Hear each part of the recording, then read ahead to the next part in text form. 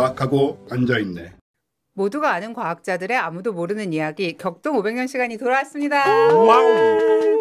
네, 항상 함께하고 계시는 두 분 나오셨습니다. 안녕하십니까, 곽재식입니다. 네, 안녕하십니까, 이호입니다. 네, 곽 작가님 오랜만에 새 책을 한 권 들고 오셨습니다. 그렇습니다. 뭐 이런 거 오랜만이라고 해야 되는지 모르겠습니다만, 새 책 들고 나왔습니다. 아, 네, 저희가 제 이 책을 트위터에선가 홍보하는 걸 보고 재밌겠다 생각했는데 해장국으로 날아가는 비행 접시라는 책입니다. 재밌겠다 생각하셨다면 직접 사셔도 되지 않았을까요? 그런 생각도 해볼 수는 있죠. 근데 왠지 오늘 오면 줄 것 같은 느낌이 있었어요. 네, 어떤 책인지 간단하게 소개해 주시죠. 네, 이거 뭐 제가 단편 소설을 쓰는 걸로 저는 책을 쓰고 글을 쓰는 거를 본격적으로 처음 시작을 했거든요. 네. 그래서 제가 처음으로 제 소설만 모아놓은 단편집을 낸 것이 2013년인가 뭐 그랬습니다. 그 후로 이제 꾸역꾸역 계속 단편 소설이 모여서 책으로 낼 만해질 만큼 뭔가 쌓였을 때마다 요행 책을 계속 내게 돼가지고 이 책이 11번째 단편 소설집이다. 진짜 대단하시네. 단편 소설을 모아서 책을 낸 거를 11번을 했다. 그러니까. 이러면 약간 업계에서 어느 정도의 검증은 되어 있다는 뜻 아닐까요? 그렇죠. 세네 번도 아니고. 그 11권에 겹치는 게 하나도 없어요? 하나도 없어요. 아, 진짜 대단하시네요. 약간의 검증이라고 해야 되나요? 아니면 뭔가 이거 좀 외국에 이런 소설가들 가끔 있지 않나요? 어떤 게 있죠? 그러니까 이렇게 뭔가 막 세계관이 있고 막 이렇게 단편 엄청 많고 이런 작가들이 있는데. 네네네. 하여튼. 네. 약간 좀 능멸하려다 실패한 것 같은데. 아니라 약간, 이 정도면 약간 거장의 반열에 올라야 되는 거 아니에요? 또 갑자기 왜 또 태세를 확 바꾸십니까? 뭐 거장까지는 아니겠지만 네, 어쨌든 어느 정도의 이 정도면 한국 문학계에서 살짝 검증이 된 그런 작가라고 할 수 있겠죠. 거장까지 몰라도 한 중장 정도 어떻습니까? 중장, 소장에서 중장 정도 뭐 이 정도는 뭐 저도 된다. 제가 이제 딴 SNS에 썼던 표현을 사용하면 이런 문학계의 어떤 단편 문학계의 거성까지는 아니라도 한 명왕성 정도는 될 수 있지 않겠느냐. 명왕성은 심지어 행성도 제가 차마 제 행성까지는 등장 안 했어요. 행성하면 뭐 그래도 뭐 순위권 안에 든다는 얘기잖아요. 그러니까 약간 이름 없는, 그러니까 행성이 아닌 것 중엔 가장 행성이랑 비슷한 이런 그런 느낌. 정도. 네, 존재감이 있는 거죠. 그러니까 한마디로. 네네네. 그 정도는 되지 그렇죠. 않겠느냐라고 얘기를 했는데 이게 보시면 이 곽재식 옆편집이라고 적혀 있거든요.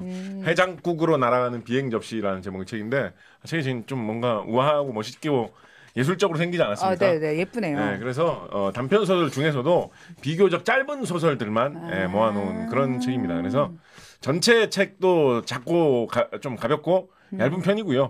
안에 아주 좀 짧은 편인 단편 소설들 한 10몇 편 정도 모여 있는 그런 책이거든요. 이거 재밌을 것 같아요. 공수처대 흡혈귀. 그거 되게 허무한 소설인데요. 인공지능 때문에 세상 망한 이야기. 그거는 의외로 좀 진지한 소설입니다. 그래서 저는 작가님을 약간 우리나라 어떤 화이트 칼라 SF계의 거성이다라는 식으로 생각하고 있었는데 이 어떤 회사원의 어떤 비애와 이런 뭐랄까, 그러니까 그 넥타이 매본 사람들만 알 수 있는 그런 감정을 SF에 너무 잘 담아낸다라는 느낌이 있었는데 약간 그렇게 쓰시는 가벼운 작품들이 좀 보이고 그런 소설도 섞여 있죠. 그래서 한번 읽어보시면 이것이 현대의 2025년의 한국 문학이구나. 거짓말하지 마요. 그러니까 제가 한국 문학의 뭐 대표작이라고 말하는 게 아니라 한국 문학의 어느 표본 정도는 될 수 있다. 네네, 좋습니다. 11권의 단편집을 낸 작가 정도가 이런 식으로 써서 책을 먹고 사는 게 2025년의 한국 문학이다. 네, 해장국으로 날아가는 비행 접시입니다. 제가 이제 항상 매년 이런 책을 한 권씩 내지 않습니까? 여러분 혹시 금년에는 책을 50권 읽겠다. 목표 세우신 분들. 그렇죠. 가볍게 얇은 책 한 권 읽고 권수 채우기. 이런 거 하기 좋으시도록 제가 이제 얇은 책들을 항상 내고 있는데. 옛날 만화방 가면 있는 그 만화책들 말하는 건가요?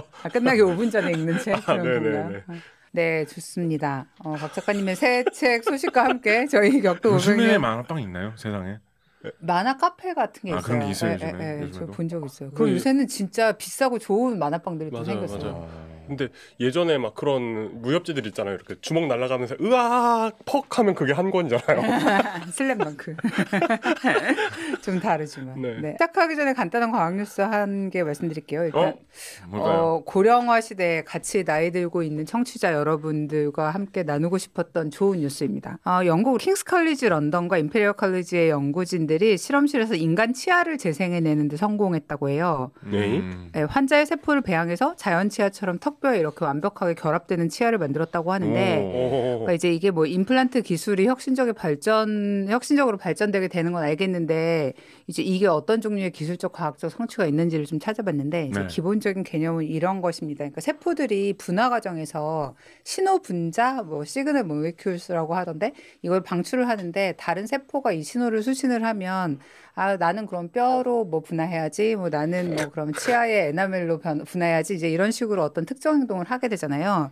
그래서 이제 이 분화의 과정이 평범한 세포가 어떤 특정한 역할을 가진 그런 세포로 변화하는 과정인데 사실 이 줄기세포를 분화해서 뭔가를 만드는 연구들이 사실 계속 있었는데 그 줄기세포로 하는 실험들이 사실은 생각보다 그렇게 결과들이 안 좋은 게 이게 맞아요. 뭘로 어떤 조직이 될지 통제하기도 조금 어렵고 그리고 또 무한 증식해서 암을 발생시키는 경우도 너무 흔하고 이래가지고 잘 통제가 안 됐던 거죠. 그러니까 사실 이제 배아줄기 세포를 쓰면 당연히 훨씬 낫겠지만 이거는 좀 뭐랄까 그쵸, 인간 이미 실험에서는 할 수 없는 일인 것 같고 그럼 좀 우리나라에 좀 안 좋은 추억이 있죠. 그걸 해가지고 그래서 이제 줄기세포를 분화해서 새 치아를 만들자는 연구가 계속 진행이 됐는데 치아가 사실 생각해보면 뭐 뼈도 있어야 되고 신경, 혈관, 인대까지 되게 복잡한 조직으로 돼 있어서 이게 좀 잘 조직화가 안 됐다고 합니다. 그래서 그 이번에 기사를 보면 세포 간의 소통을 가능하게 하는 특수 물질을 개발했다는 얘기가 계속 나오던데 그러니까 이제 이 과정을 보면 약간 두 가지 정도로 이제 기술의 발전 포인트를 볼 수 있는데 하나는 정확히 줄기세포는 아닌데 환자 몸에서 채취한 체세포를 키우면서 줄기세포처럼 약간 유연한 상태로 만들 수 있는 그러니까 줄기세포는 정확히 아니지만 줄기세포 역할을 하는 어떤 가짜 줄기세포를 만드는 데 성공을 했고 그다음에 이 세포에 보내는 신호를 예를 들어 뭐 차근차근 일이 일어나야 되는데 이거를 이제 단계적으로 조정하는 그런 물질을 만드는 데 성공을 했다고 합니다. 그러니까 이 어떤 전달 매개체가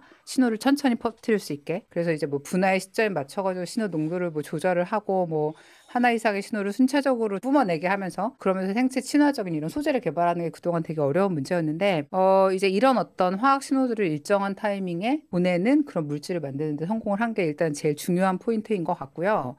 사람이 사실 이빨을 한 7, 80년 쓰게 되면 누구나 약간 문제가 생기게 되잖아요. 이빨뿐만이 아니라 뭐 다 그렇죠. 그 어떤 거라도 7, 80년 쓰면은 좀 문제가 발생하지 않습니까? 그러니까 사실 이제 아직 인간 실험까지 완료된 건 아닌데 이전보다 좀 되게 상당히 안정적인 방식으로 인간에게도 활용할 수 있는 시기여서 좀 화제가 되고 있는 것 같고 인간 이빨보다 약간 코끼리에 적응해서 상아를 이렇게 코끼리가 안 다치는 상아를 좀 많이 만들 수 없을까요?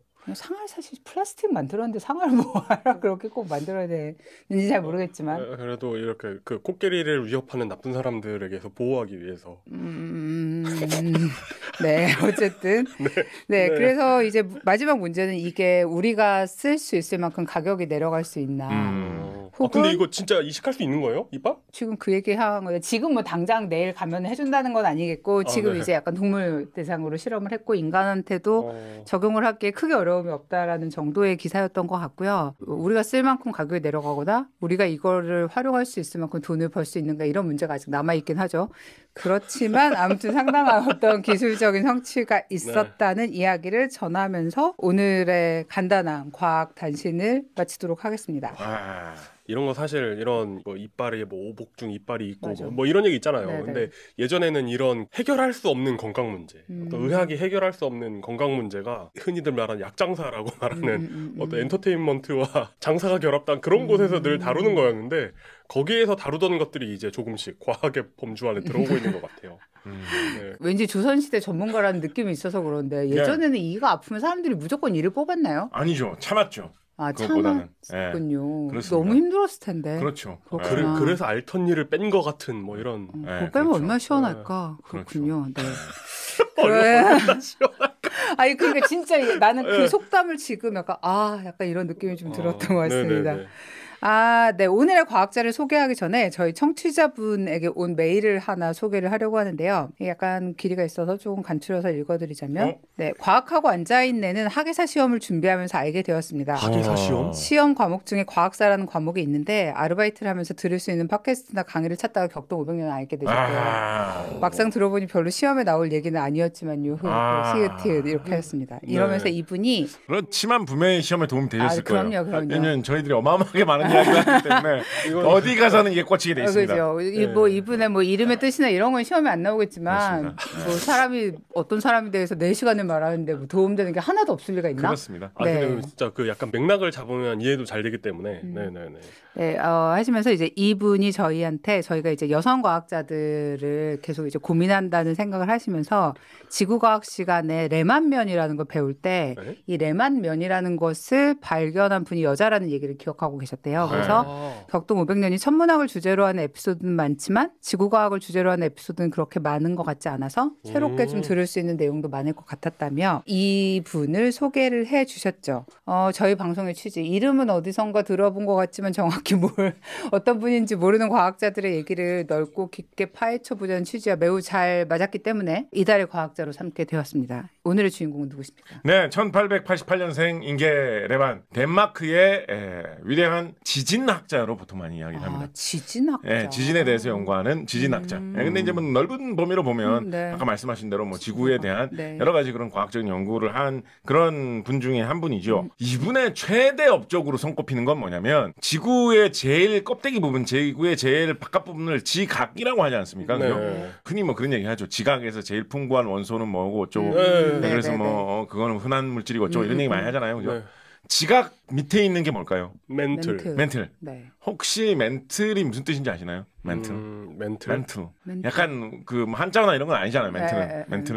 멘틀은 멘붕의 멘틀은 어근이 그 망토 이런 거 있죠. 망토가 약간 프랑스 이런 거는 아시죠? 망토. 그래서 망토처럼 이렇게 뭔가 뒤집어 쓰고 있는 거, 덮고 있는 게 멘틀입니다.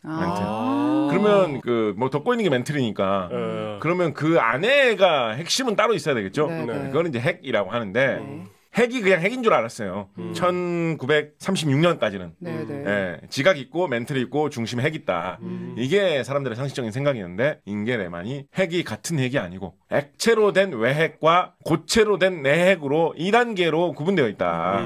라는 거를 밝혀낸 것이 인게 레만의 최대 업적으로 손꼽힙니다. 그래서 아까 이제 우리 또 시청자님께서 얘기를 해주셨으니까 그거를 좀 얘기를 해드리면 과학자들이 이렇게 하나하나 추적해가면서 알아낸 거거든요.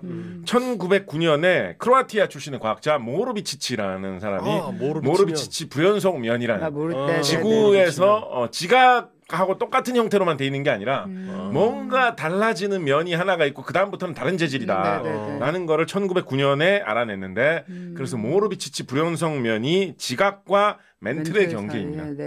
그리고 1914년에 독일의 구텐베르크라는 과학자가 이름이 나쁘네요. 왜 나빠요? 아니 왜냐면 아무리 훌륭한 일을 해도 어떤 사람보다 더 유명해지기가 어려우니까 그런 거죠. 좋지 않다. 내가 아무리 열심히 SF를 써도 극복할 수 없는 벽이 있는 곽재식이라는 어떤 소년이나 소녀 같은 약간. 그래서 이 구텐베르크라는 과학자가 멘틀이 또 계속 통으로 돼 있는 게 아니라 쭉 내려가다 보면 멘틀하고 구분되는 다른 재질이 발견된 것 같다라는 거를 1914년에 밝혀내가지고 그거를 구텐베르크 불연속 면이라고 하고 그 경계보다 더 안쪽에 있는 걸 이제 핵이라고 부르기 시작했던 거거든요. 그래서 그게 1914년까지 우리가 알고 있었던 것이었는데 1936년에 인게 레만이 그 핵의 더 안쪽에는 내핵이라고 하는 그러니까 핵이 외핵과 내핵으로 구분되어 있는 거죠.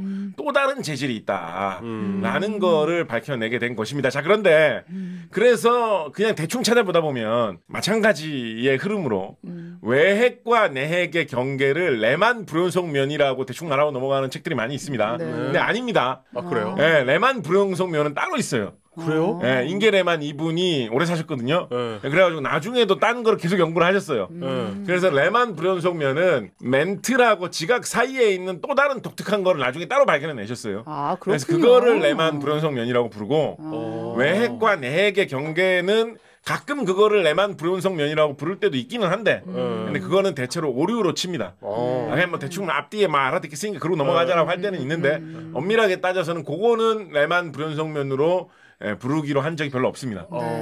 그렇지만은 최대 업적은 내핵이 있다라는 거를 밝혀낸 거다. 그 친구의 이름은 뭐예요? 따로 이름이 없습니다. 아 그래요? 그냥 외핵과 내핵의 네. 경계죠. 네. 저희가 이제 사실 이런 주제를 별로 자주 안 하다 보니 일단은 들어가기 전에 살짝 궁금한 게 있는데 1909년 14년 이럴 때 무슨 장비가 있어서 그 지구 밑에 층을 그걸 어떻게 알아? 이런 짠듯한 이런 질문. 나 안 짰어. 안 짰는데. 이런 짠듯한 이런 질문. 네. 아까 시작하면서 인게레만이 무슨 학자라고 말씀드렸죠? 지진학. 지진학자라고 말씀드렸죠. 네. 지진이 땅에서 일어나는 진동이잖아요. 네. 그러니까 웬만히 센 지진이 일어나면 그 진동이 전 세계로 지구를 따라서 퍼져나갑니다. 그죠?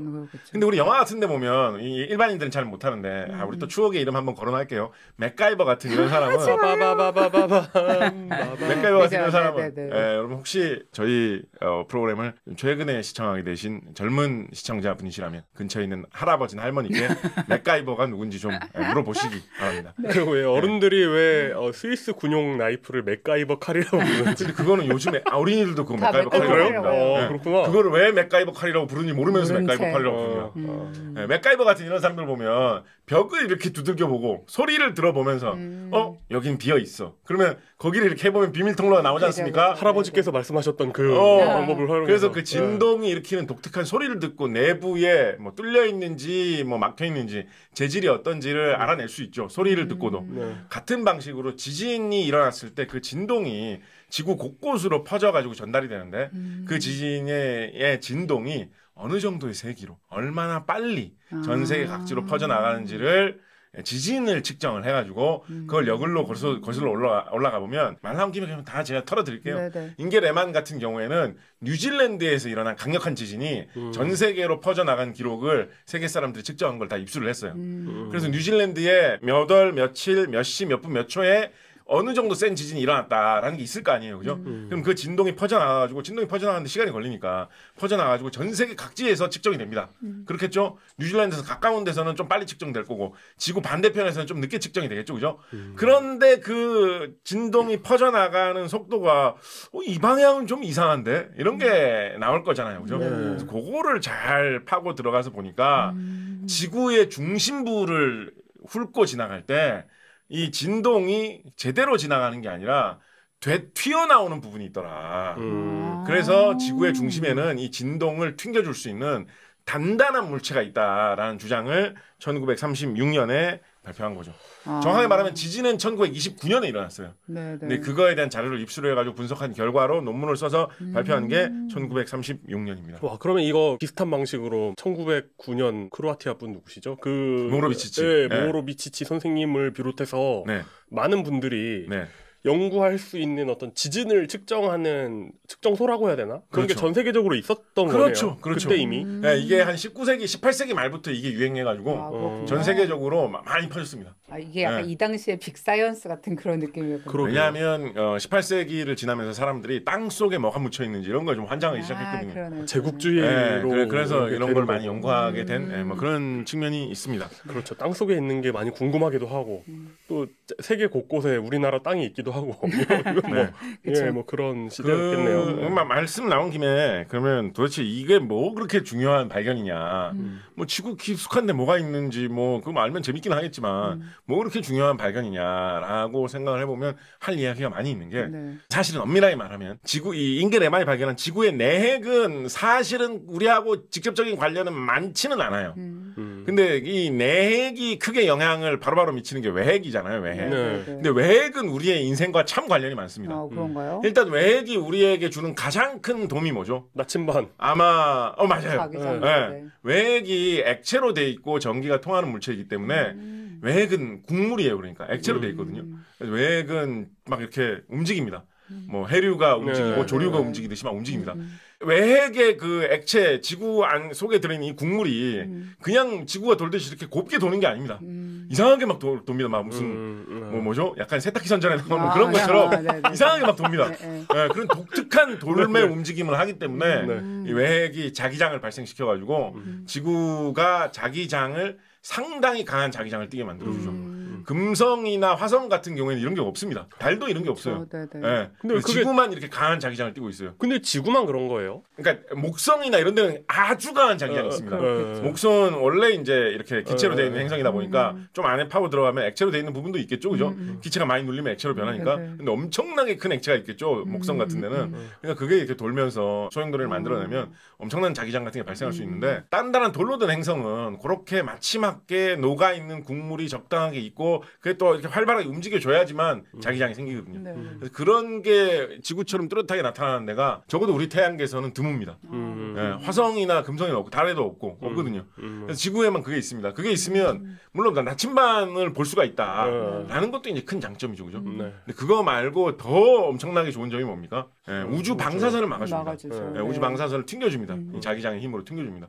그래서 만약에 이 외계에 없다거나 외계의 움직임이 없어지면 그러면 우주 방사선이 지구로 다 직격하면서 우리가 지금처럼 지상에서 잘 살 수가 없게 될 거예요.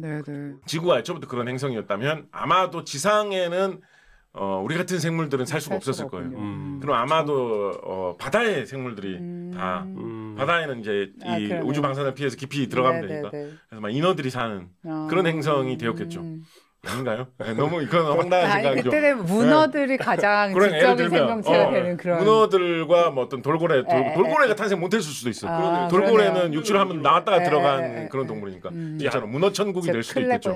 밤에만 살짝 올라왔다 내려가던가 뭐 그래야겠네요. 근데 이게 지구의 자기장이라는 게 세월이 지나면 바뀌는 거 아시죠? 방향이.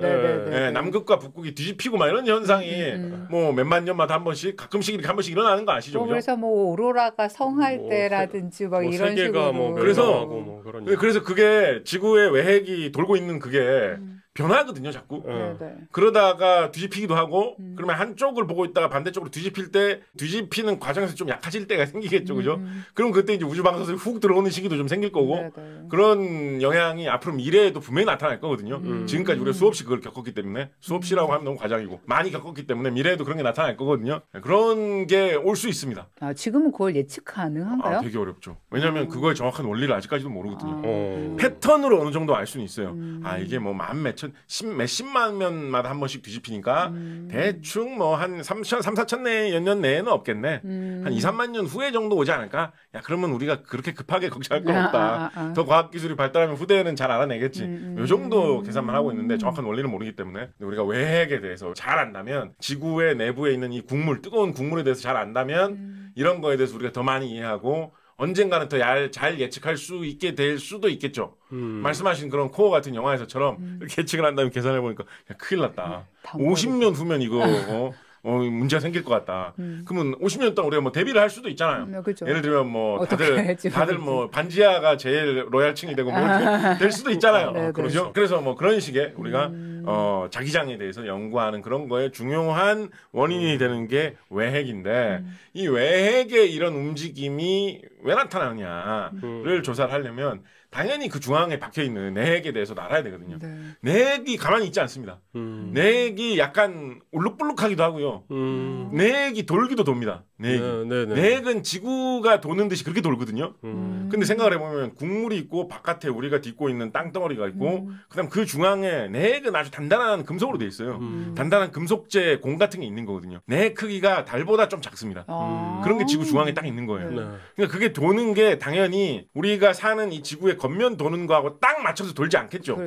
약간 느리게 돈다라고 합니다. 이거 신기하죠? 도는 속도가 뭐 바뀐다 뭐 이런 것도 있어요. 그래서 이 내핵이 어떻게 잉게레만이 발견한 이 내핵이 어떤 작용을 하느냐가 우리의 삶에 더욱더 치명적인 영향을 주는 외핵에 분명히 영향을 많이 끼칠 거예요. 그래서 그런 것과 관련이 있는 자기장과 관련된 게 하나가 또 있고 외핵과 관련해가지고 또 하나 이제 굵직한 게 또 하나가 뭐 있냐면 우리가 지진 같은 게 자주 일어나는 그다음에 화산 활동이 자주 일어나는 큰 어떤 흐름으로 설명을 하기 위해서 많이 이야기하는 게 대륙 이동설이잖아요. 그래서 대륙이 판으로 이렇게 구분이 돼 있는데 그 판이 약간 지구 위에서 떠다니듯이 이리저리 움직인다 이런 얘기 많이 하잖아요. 근데 판이 있다는 것까지는 그렇다 치고 판이 있는데 왜 판이 그냥 곱게 가만히 안 있고 자꾸 움직일까요? 판이 왜 움직일까요? 그 내액의 움직임. 내액 움직이면 별 상관없고요. 예, 상관 있을 수도 있죠 간접적으로. 근데 아직까지는 뭐 직접적으로 얘기 안 하는데 이 판이 움직이는 이유 중에 많이들 사람들이 이야기를 하는 게 멘틀이 움직이기 때문이다라고 많이 이야기를 하거든요. 멘틀의 대류.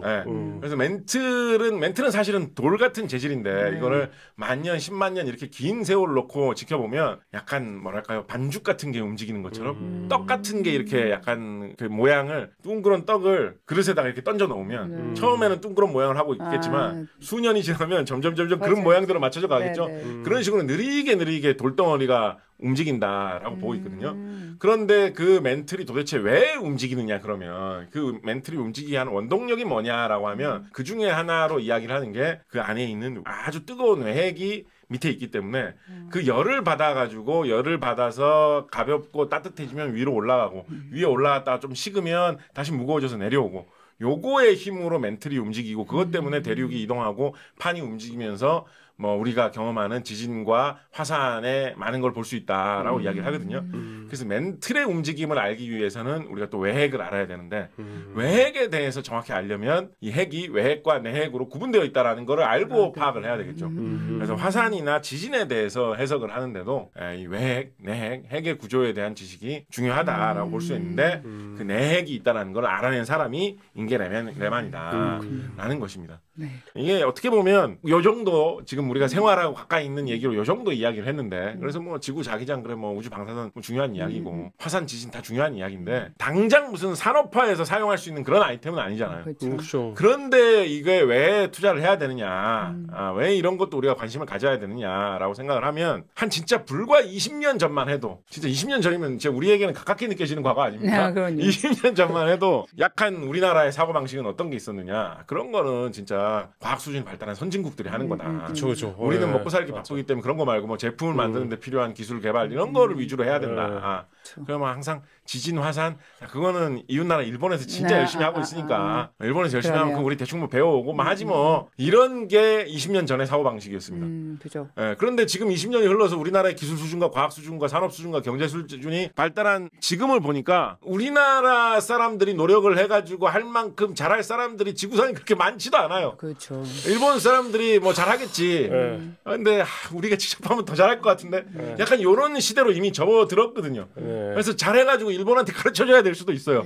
우리 손으로 해야지 더 좋은 결과를 얻을 수 있는 그런 과학의 선두에 진입한 시대로 이미 왔기 때문에 책임감이라고 해야 될까요? 이거를 혹은 뭐 당연함, 효율 이런 것 차원에서 이제 한국에서도 이런 류의 지진, 화산, 지질 이런 거에 대해서도 관심을 좀 많이 가질 때가 되었다. 뭐 이런 얘기를 해볼 수 있겠죠. 우리가 항상 지구의 내부를 볼 때 과학책에서 4분의 1 잘라놓은 식으로 보니까 감이 사실 잘 안 오는데 생각해보니까 예를 들어서 우리는 지금 핵의 성분 같은 건 다 아나? 핵의 성분이 뭐 멘틀이 뭘로 구성되어 있는지 이런 걸 다 아나? 그거 어떻게 아나요? 핵의 성분만 해도 사실은 약간 갑론을박이 있습니다. 그렇구나. 우리가 멘틀 정도까지는 어느 정도 합의가 돼 있거든요. 그러니까 멘틀까지 우리가 뚫고 들어가지도 못했어요. 그렇죠. 지구에서 제일 깊은 곳도 멘틀에도 못 닿거든요. 근데 멘틀만 해도 화산이 폭발할 때 튀어나온 재질 중에 멘틀이 좀 녹아가지고 나온다라고 보고 있기 때문에 멘틀 정도까지는 합의가 돼 있고 외핵, 내핵은 사실은 추정입니다. 근데 그래도 외핵 정도만 해도 또 어느 정도는 좀 합의가 돼 있는데 내핵만 하더라도 뭐 철 같은 게 많을 거다. 나는 그리고 흔하고 무거워야 되니까 철이 많을 거다 정도는 뭐 당연하게 생각해 볼 수 있는 건데 근데 그것만 해도 좀 새로운 이론이 하루가 지나오면 다시 나오고 이런 게 있는데 말씀하신 대로 이게 그런 대량의 그림만 보고 감이 없다 보니까 우리가 좀 잘 못 생각하는 것 중에 하나가 뭐가 있냐면 지구에 깊이 들어가면 당연히 뜨겁겠죠, 그죠? 뜨거우면 어느 정도나 뜨거워지느냐? 내핵이 제일 뜨겁거든요. 내핵까지 들어가면 온도가 한 어느 정도 될 것 같아요? 뭐 몇 천도 뭐 이런 한 6,000도까지 올라갑니다. 5,000도 이상 올라갑니다. 내핵까지 올라가면. 근데 어떤 물체의 온도가 이렇게 수천도급이 되면 우리 저기 그 백열 요즘엔 이런 것도 안 쓰는구나. 참 옛날에 백열 전구라는 게 있었죠. 요즘은 LED라는 게 있지만 옛날에 백열 전구라는 게 있었죠. 요즘 전구는 그 아이디어를 뜻하는 이모티콘에 놨습니다. 그렇죠. 그 이모티콘에 나오는 거 필라멘트 있는 거. 그런 거를 켜보면 알겠지만 어떤 물체든지 간에 온도가 수천 도씩 올라가면 빛을 내뿜습니다. 그렇죠. 그래서 땅을 파고 들어가지고 지하에 한 대충 한 몇백 킬로미터 파고 들어가면 그때부터는 땅 속이 번쩍번쩍 빛나기 시작합니다. 시뻘겋게 달아올라가지고 막 빛을 막 내기 시작합니다. 실제로요? 실제로. 실제로 그렇구나. 그래서 가만히 그 어릴 때 보던 학습 만화에 지구 4분의 1쪽 잘라놓은 그 그림을 보시면 빨갛죠. 지구를 약간 빨간색, 노란색 이런 걸로 막 네, 칠해놨을 네, 거예요. 그게 빛을 낸다는 느낌을 주려고 그렇게 표시를 해놓은 거예요. 그렇구나. 실제로는 그거보다 훨씬 더 밝아 보일 수 있어요. 그러네요. 네, 더 막 눈부신 빛이 막 날 수가 있어요. 그래서 생각해보면 좀 신기하죠. 땅속 깊이 내려가면 쇠 같은 게 막 녹아가지고 국물이 출렁출렁거리는 거대한 바다 같은 그런 외핵이 있고 그 중심에 태양 겉면 온도가 한 6,000도 정도 돼요. 태양처럼 빛이 나는 쇳덩어리가 달 정도 되는 크기로 중심에 자리 잡고 있는 내핵이 있는 그런 곳이 지구다라는 거죠. 그리고 그게 단순히 신기할 뿐만 아니라 그런 구조로 갖춰져 있기 때문에 지구가 생명력을 품을 수 있는, 지구가 자기장도 갖고 있고 우리 같은 사람들이 살 수 있는 이런 살아있는 행성이 될 수가 있었다라고 생각을 해보면 좀 더 좀 재밌죠. 네, 신기하죠. 네, 본격적으로 인게레만 이야기로 다시 들어가가지고 이분 1888년 덴마크의 코펜하겐에서 태어나신 분입니다. 1888년생으로 우리나라에 유명한 분이 누가 있느냐? 임꺽정 소설의 저자 누구입니까? 임꺽정? 벽초 홍명희 들어보셨습니까? 네, 잘 모릅니다. 네, 홍명희 선생. 죄송합니다. 그다음에 광복군 사령관으로 유명한 지청천 장군이라고 들어보셨습니까? 네, 지청천 장군. 우리나라 광복된 후에는 이제 국회의원도 하셨고 재헌 국회의원 중에서는 뭐 제일 높은 지지율을 얻어서 당선된 분이시라든가 뭐 그런 기록도 갖고 있는 영원한 광복군 사령관 지청천 이런 분이 1888년생이십니다. 그 정도 연배라고 보시면 되겠죠. 그러니까 옛날에 세계가 변하는 게 좀 화끈할 때가 있었다라는 느낌이 드는 게 우리가 91년 이럴 때 냉전이 끝났잖아요. 그렇죠. 그래가지고 진짜 세상이 확 뒤집히는 느낌이 한번 났었거든요. 그렇죠. 그래가지고 90년대 초중반까지 그 전까지는 언급하는 게 금기시되어 있었던 북한으로 건너간 예술가들의 뭐 작품 이런 게 갑자기 많이 소개되기 시작했습니다. 네, 맞아요. 홍명이 이 양반도 북으로 건너가가지고 되게 성공했기 때문에 이분의 작품이 약간 금기시되는 이런 게 있었죠. 그죠? 맞아. TV에서 막 그 불가사리 영화 해주고 그랬었는데. 뭐 그런 거 조금 또 딴 얘기 해주기도 합니다만. 그 뭐죠? 향수를 쓴 그 시인. 정지. 뭐 이런 시 뭐 소개돼가지고 노래도 막 만들어져가지고 나오고. 그렇죠. 그때 모든 집에 병풍이 있었어요. 향수 병풍. 친구 모든 중산층 아파트에 그게 딱 이렇게 다. 좀 이렇게 사는 그런 뻐꾸기 시경. 한 50년대 이후로 한 3, 40년 금기시되고 있던 게 한지 냉전도 끝났으니까 이런 거 좀 해도 되잖아라고 해가지고 그때 임꺽정 시리즈도 막 다시 막 출간되고 그게 막 확 나오던 막 이런 바람이 한 번 있었거든요. 네네. 그런 것도 옛날엔 있었네. 그런 게 문화적인 한 흐름을 만들던 때도 있었구나. 뭐 이런 생각이 문득 드네요. 네, 그렇습니다. 윙게 레만은 이다 레만과 알프레드 레만의 첫째 딸입니다. 딸이 둘이 있었는데 그 중에 맏이인데요. 이다 레만 그러니까 어머니 쪽 집안이 뭐랄까요, 좀 명문가라고 할까? 네, 뭐 이런 사회적으로 성공한 사람이 좀 많은 집안이었습니다. 아주 가쁘고 뭐 이렇다기보다도 사회적으로 그러니까 좀 거슬러 올라가면 할머니, 뭐 큰할머니, 작은할머니 이 정도 올라가면 그런 사람들이 많은 편이었습니다. 예를 들면 뭐 보이스카우트 총재 뭐 이런 사람들이 막 있고 뭐 이런 느낌으로 좀 있었습니다. 어머니는 뭐 그렇게까지 부유한 집안의 자녀는 아니었어요. 근데 뭐 그래서 그런지 어째서 그런지 이 모계 쪽으로 어머니 쪽으로 1888년이면 출생한 시점 19세기 후반이지 않습니까? 여성에게는 교육을 아직까지 별로 많이 안 시키던 때인데 여자도 많이 배워야 된다. 이런 문화가 좀 퍼져 있는 어머니 쪽 집안에서 태어났습니다.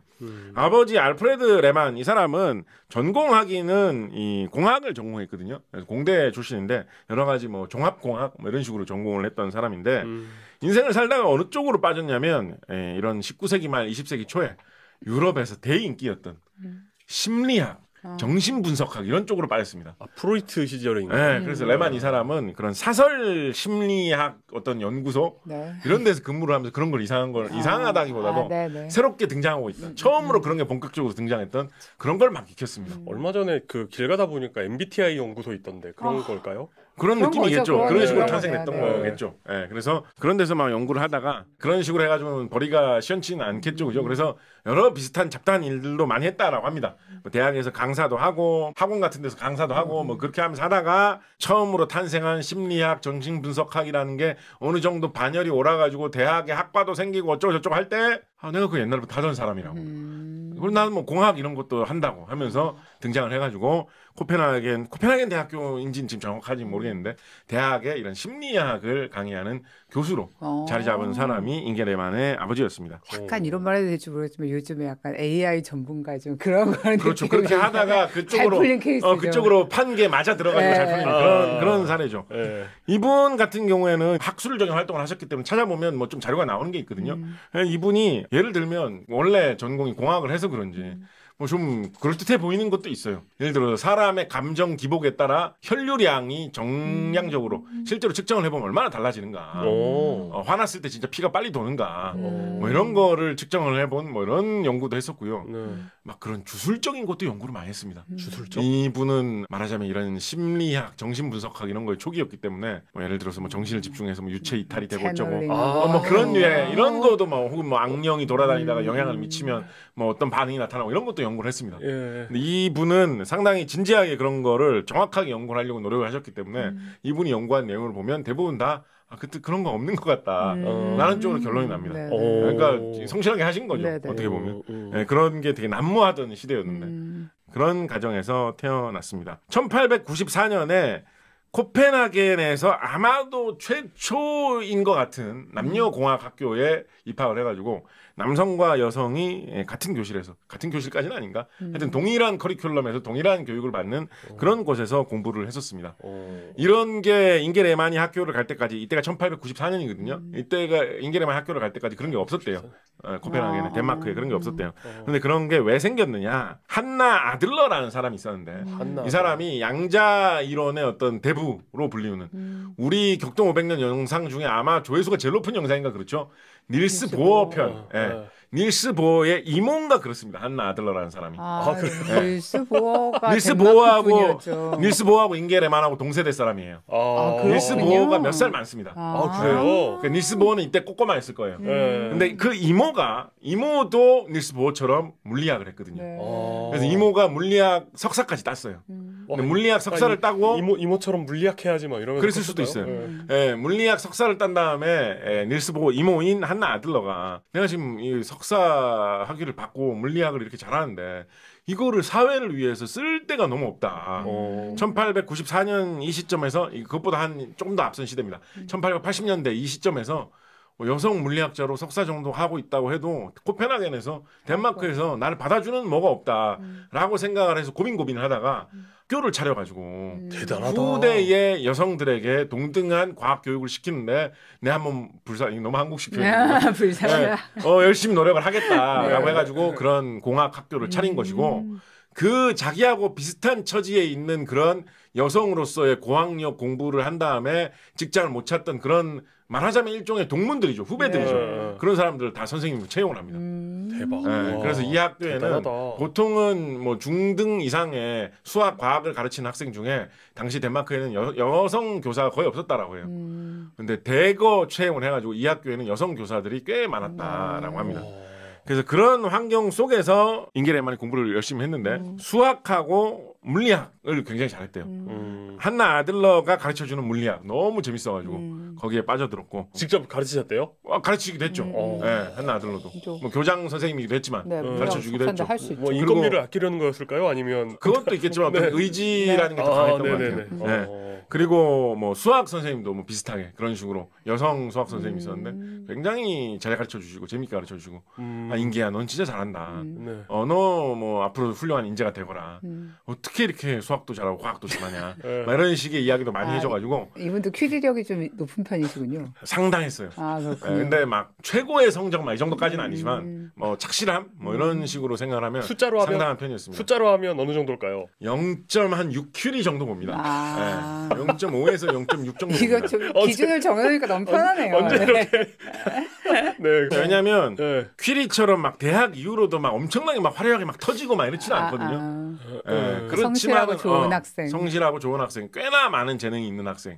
약간 그 정도의 느낌입니다. 이거 진짜 쓸데없는 얘기인데 작가님은 스스로의 퀴리력을 어느 정도라고 생각하세요? 저는 이 잉게 레만 잘 쳐주면 잉게 레만 정도죠. 근데 그 이해할 거예요. 제 뭐 학창 시절 친구는 아이 웃기고 있네 이럴 것 같은데. 그렇습니다. 그렇군요. 예. 네. 어떤 정도라고 보시면 그때 당시 상황을 좀 이해할 수 있냐면 네. 그때 당시 덴마크에서는 여학생은 고등학교 갈 때쯤이 되면 고등학교를 가고 싶은 여학생이라도 일단 안 보내는 그런 게 있었어요. 왜냐하면 당시에 덴마크에서 굉장히 유행하던 이상한 사상 중에 어떤 게 있었냐면 네. 사람이 신체적으로 성숙해야 될 때 네. 너무 머리를 많이 쓰면 네. 그것 때문에 신체가 제대로 성숙을 못 해가지고 이상한 사람이 될 수가 있다. 그런데 남자는 그걸 견뎌낼 수 있지만 여자는 못 견뎌낸다라고 해가지고 여성은 사춘기 때 머리를 너무 많이 쓰는 일을 하면 안 된다라는 그런 게 파다했대요. 그래서 당시에 덴마크에서는 한 13살, 11살, 12살쯤 되면 일단 여학생은 학교를 좀 안 다니고 네. 그 다음에 한 17살, 16살이 되면 공부 아직도 하고 싶냐? 라고 하면 그때 다시 학교를 가는 그런 게 덴마크에서는 기본이었다라고 하거든요.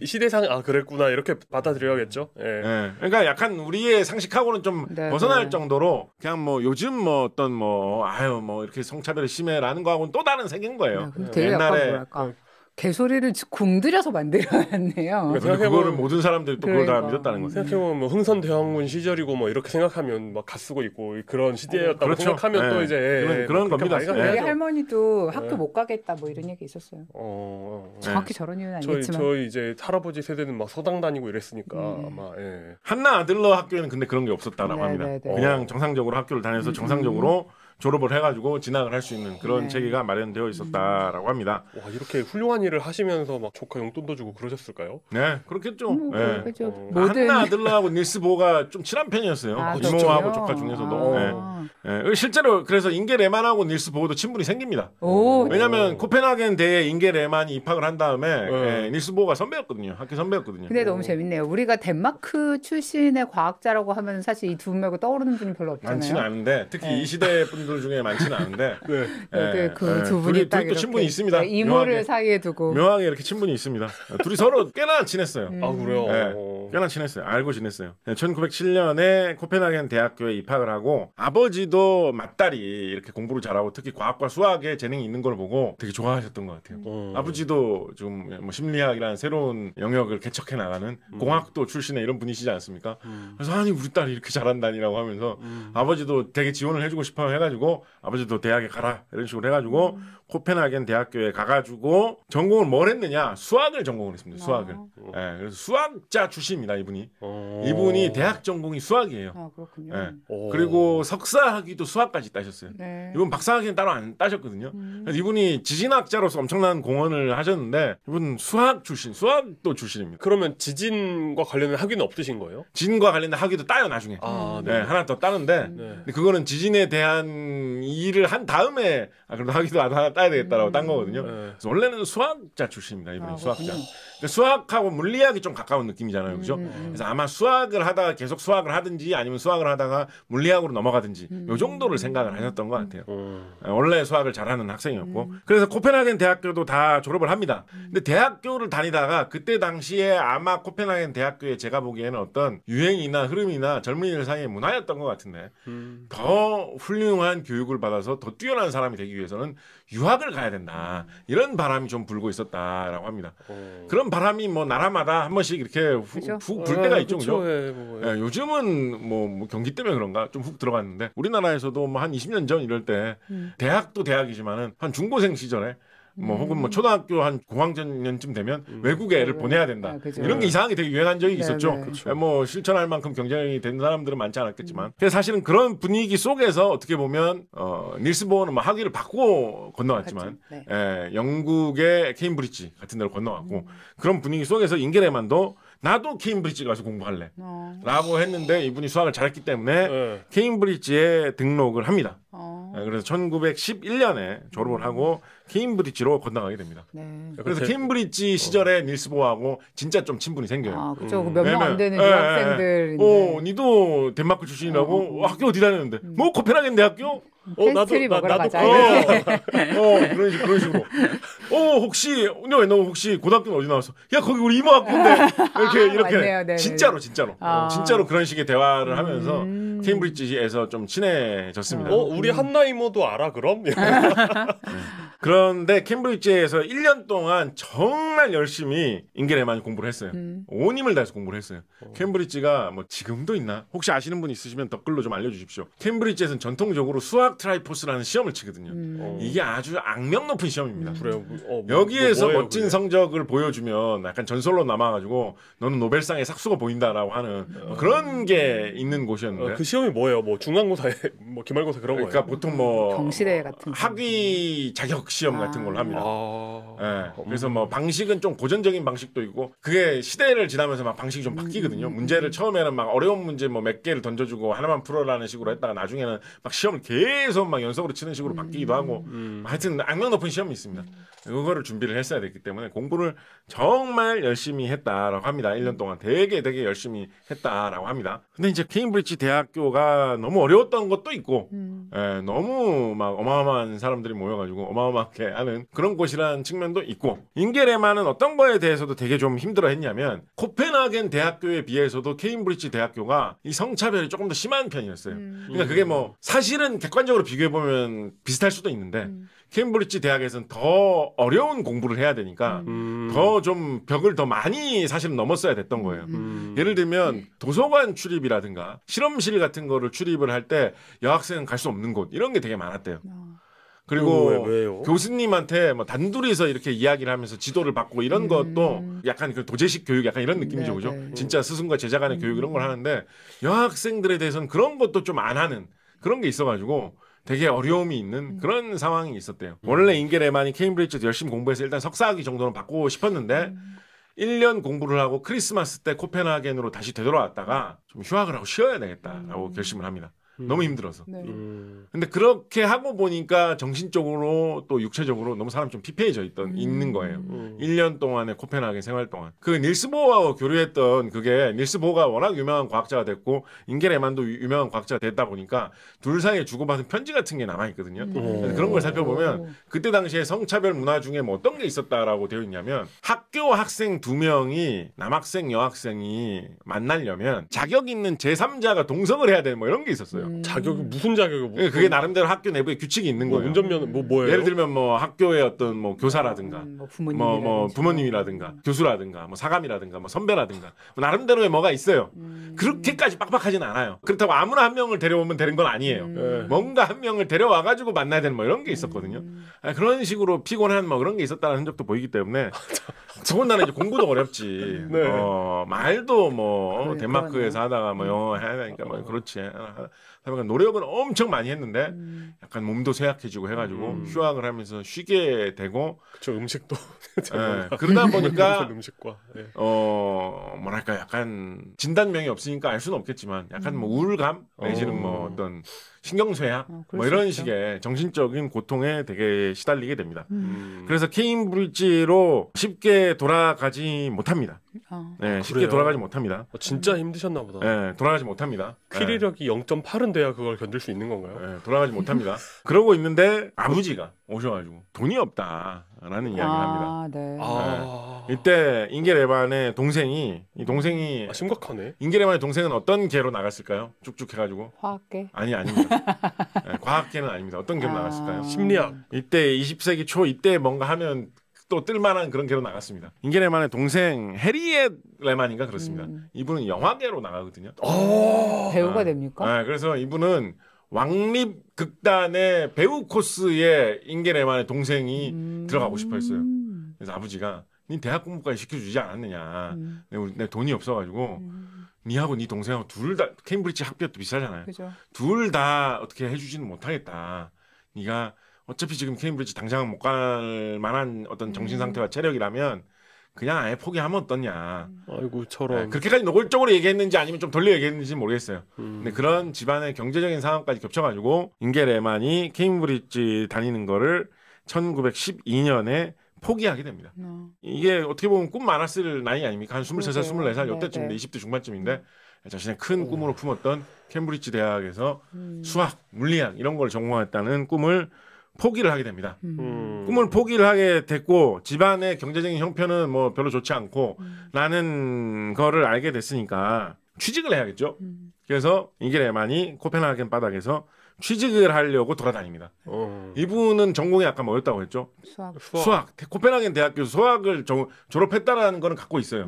그죠? 수학 전공자인데 이분이 이 당시 상황에서 여성이라는 게 하나의 어떤 신분으로 크게 작용을 했잖아요. 젊은 여성이면서 수학을 전공한 사람으로서 직장을 잡을 수 있을 만한 게 교사 뭐 이런 거 말고 교사나 이런 학계 쪽이나 아니면 학교 쪽 말고 어떤 직장에서 수학을 잘하는 여성을 뽑을까요? 지금도 어느 정도 상상을 해보자면 뽑을 만한 분야입니다. 뭐 회계 뭐 그런 거. 회계 뭐 그런 비슷한 방향으로 보였어요. 네. 근데 학교가 아니라면? 이 분야는 비슷한 방향이에요. 근데 이 분야는 여성을 좀 더 많이 뽑았어요. 회계 분야보다도 더. 어떤 회사에서 그래 뭐 여성 좋지. 우리 회사에는 여성 직원도 많은 게 나쁘지 않아. 수학 잘하는 사람 당연히 있어야 되고. 어떤 회사가 이랬을까요? 보험회사에 취직을 합니다. 보험회사에. 그래서 잉게레만이 보험회사에 취직을 합니다. 그래서 보험회사의 평사원으로, 평직원으로 회사원 생활을 시작합니다. 그래서 이것이 잉게레만의 첫 직업입니다. 이때 보험회사의 신입 직원으로 온 잉게레만을 보고 이 사람이 미래의 내핵을 발견하고 전세 20세기 지진학계에서 가장 유명한 인물 중에 한 명이 되리라고는 아무도 상상도 못했겠죠. 20대 중반의 잉게레만 이 사람을 보고 보험회사를 다니면서 열심히 했어요. 이분이 수학을 잘했기 때문에 주로 뭐 영업학으로 다니고 이런 것보다도 주로 보험회사 사무실에서 이제 계산 많이 해야 되잖아요. 그때 당시 뭐 컴퓨터도 없고 하니까 다 수작업 계산이란 말이에요. 보험료를 얼마로 책정하면 어느 정도 확률로 일어날 만한 사고니까 보험금은 얼마로 해놓는 게 우리가 먹을 것도 생긴다. 이자가 얼마로 쳐가지고 이 사람한테는 보험료를 얼마씩 받고 만기가 되면 얼마 돌려주는 상품을 하자. 이런 거는 계속 모든 어떤 사고마다 사람에게 생길 수 있는 안 좋은 일마다 그걸 다 만들어 놔야 되잖아요. 그죠? 그리고 그게 상황이 계속 바뀌기도 하고 확률이 계속 업데이트 되기도 하고 하니까 계산할 일은 엄청나게 많거든요. 그래서 그런 일을 하는 거를 돕는 평사원으로서 보험회사 여직원으로 열심히 일을 합니다. 왜 굳이 여직원이라는 표현을 썼냐면 보험회사에서 여직원하고 남직원을 옛날이니까 차별 대우를 했거든요. 20세기 초니까. 어떤 식으로 차별 대우를 했냐면 이런 게 이제 흔히 여직원하고 남직원 사이에서 옛날에 회사에서 많이 일어나던 차별 대우인데 남직원은 이제 좀 잘하고 연차가 높아지면 경험이 있다. 닌 팀장 해라. 라고 해서 한 그룹의 리더를 시켜주지만 여직원은 리더를 시켜주지 않고 그냥 계속 한국식 너무 표현인가요? 그냥 고참 직원으로만 계속 있는 그런 게 이때 당시 코펜하겐의 사무직회에서 팽배했기 때문에 거기서 잉게레만이 이 보험회사를 한 6년 다니거든요. 오래 다니셨네요. 원래는 보험 경력도 결코 짧지 않은 사람이에요. 잉게레만이. 내 인생에서 했던 거 두 가지를 하자면 지진학과 보험이다 라고 할 정도로 이분이 나중에도 보험으로 이어집니다 또. 진짜요? 그래서 지진보험 이런 거. 묘하게 그런 관계도 있군요. 근데 하여튼 보험을 이분이 열심히 하는데 그래서 나름대로 막 기회를 찾으려고 되게 노력도 했거든요. 그래서 승진을 해가지고 그래 뭐 자본주의 사회에서 꼭 학계로 승리한 이런 식으로 생각까지 안 하셨겠지만 학계에서 출세를 해야만 성공이냐 회사에서 성공하는 건 성공이다 뭐 이런 생각을 하셨는지 회사 생활을 상당히 열심히 했습니다. 그런데 여성은 이 팀장, 리더, 관리자급으로 갈 수가 너무 어렵다. 가기가 너무 어렵다라는 것 때문에 좀 좌절을 했고 그러다 보니까 딴 나라로 넘어가가지고 새로운 기회를 찾아볼 생각도 하시거든요. 그래서 캐나다나 뭐 이런 쪽으로 넘어가지고 기회를 찾을 생각도 하는데 그래서 보험회사의 캐나다 지부 쪽으로 나가가지고 어떻게 길을 뚫어보려고도 꽤나 노력한 그런 흔적이 보여요. 근데 그것도 보험회사에서 해외에 파견 보내는 직원은 남직원을 보낸다. 이런 식으로 돼가지고 그것도 실패를 합니다. 그래서 보험회사를 6년을 다니면서 잘해보려고 되게 노력을 했는데 유리천장, 말 그대로 유리천장 같은 거에 딱 막혀가지고 잘 안 됩니다. 그래서 약간 이때 덴마크가 어떤 분위기인지도 정말 궁금해지는 면이기도 해요. 이때 약간 그 식민지 제국들이 경쟁하던 시기인데 그렇죠. 뭔가 덴마크는 거기에 끼기에는 좀 그런 나라이면서도 거기에도 나름대로 낍니다. 거기에도 조금씩 끼려고 합니다. 끼려고는 하는데 뭐 이렇게 뭐 그린란드 뭐 그런 거잖아요. 지금까지 그렇죠. 남아있는. 그렇죠. 근데 뭔가 거기서 뭐 이렇게 그런 걸로도 엄청 잘하는 것 같지는 않은데 뭔가 닐스 보어도 나오고 덴마크가 나라가 작은 거에 비하면 나름대로 제국주의 대열에 끝 차를 탔다고 해야 됩니다. 막 그런 막 양자 역학하면 막 코펜하겐이 나오고 막 이런 분위기가 이때 나온 걸 보면 신기하기도 하고 그러네요. 덴마크가 과학적 전통은 나름대로 좀 강한 곳입니다. 그렇군요. 예, 묘한 이야기인데 뭐 자기장 이런 거에 대해서 처음으로 실험한 학자도 과학자도 덴마크 사람이고 뭐 그렇죠. 예. 하여튼 뭐 그래서 이분이 이런 좌절을 겪고 나서 뭘 하려고 했겠습니까? 이거를 뭐 어떻게 해석을 해야 될지 모르겠어요. 뭘 하려고 했겠습니까? 평범한 거예요. 이런 상황에서 이때가 1917년이니까 잉게 레만이 한 28살, 29살쯤 됐을 때입니다. 1차 세계대전 결혼. 그래서 결혼을 하려고 합니다. 약혼까지 합니다. 그런데 약혼을 하면 이런 것도 우리나라 옛날에 이런 회사 이런 우리나라에도 옛날에 이런 거 있었죠. 약혼을 해가지고 결혼을 하면 이제 회사를 그만둬야 된다 이런 게 있었거든요. 그렇죠. 왜 그런 거예요? 몰라요. 하여튼 그래서 회사를 그만뒀어요. 그런데 결혼을 하려고 보니까 아닌 거예요. 뭐가요? 이거는 이 길은 내 인생이 아닌 것 같다라는 생각이 갑자기 훅 치밀어 오른 거예요. 그래가지고 과감하게 또 잉게 레만이 파혼도 합니다. 그래서 결혼을 하려고 했지만 그 길로는 안 가고 파혼을 합니다. 그래서 잉게 레만이 뭐 결혼도 하려고 했었는데 이후로 뭐 결혼 안 하고 그냥 혼자 사십니다. 그래서 그런 상황에 놓입니다. 그래서 어떻게 보면 인생이 참 쉽지 않은 상황으로 왔죠. 지금까지 뭐 이렇게 뭐가 시원하게 풀리는 걸 못 보겠네요. 이렇게 캠브리지 가면서 이 뭐가 되나 했는데 그것도 그냥 돌아오고 뭔가 될 듯 뭔가 쉽지 않죠. 우리 제가 종종 하는 거 해드릴까요? 네. 야, 잉게 쟤는 뭐 하고 있냐? 그때 캠브리지 갔다고 해서 다 막 야 동문들끼리 막 뭐 환송해하면서 막 그런 말 하지 말어. 걔네 아버지도 지금 뭐 덴마크 퀴리라 그러지 않았어 우리가? 야, 근데 지금 뭐 하고 있어? 집에서 논다는데? 약간 이러면 인생이 되게 힘들 만할 때지 않을까요? 가가 맨날 비교하면서 공부 못한다고 하던 나는 지금 애도 숭숭숭숭하고 잘 살고 있는데 지금 말이요. 그래서 내가 아는 사람 같아. 결혼할 정도로 생각을 했으면 물론 아무리 옛날이지만 그래도 잉게 레만 이분의 어떤 성격이나 이분의 어떤 가족들의 상황이 이런 걸 생각을 해보면 결혼하려고 했던 대상도 그냥 아무나는 아닐 거예요. 누군지 모르는군요. 네, 뭐 정확한 자료는 제가 못 찾았는데 결혼 정보 회사 가지고 그냥 아무나 소개해 주세요 이런 건 아닐 거예요. 네, 뭐 나름대로의 어떤 이런 관계가 있는 사람하고 결혼하려고 했을 텐데 덴마크 1차 대전 참전 안 했죠.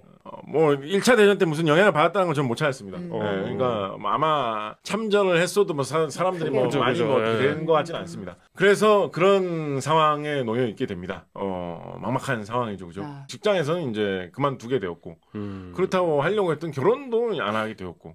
왠지 여기가 딱 터닝 포인트라는 느낌이 학교를 다니다가 학위도 못 받고 관뒀고 전공은 그냥 뭐 수학 학사학위 받았다라는 그거 하나 있고 내가 정말로 어떤 그 우울감과 신경쇠약에서 100% 회복을 한 걸까?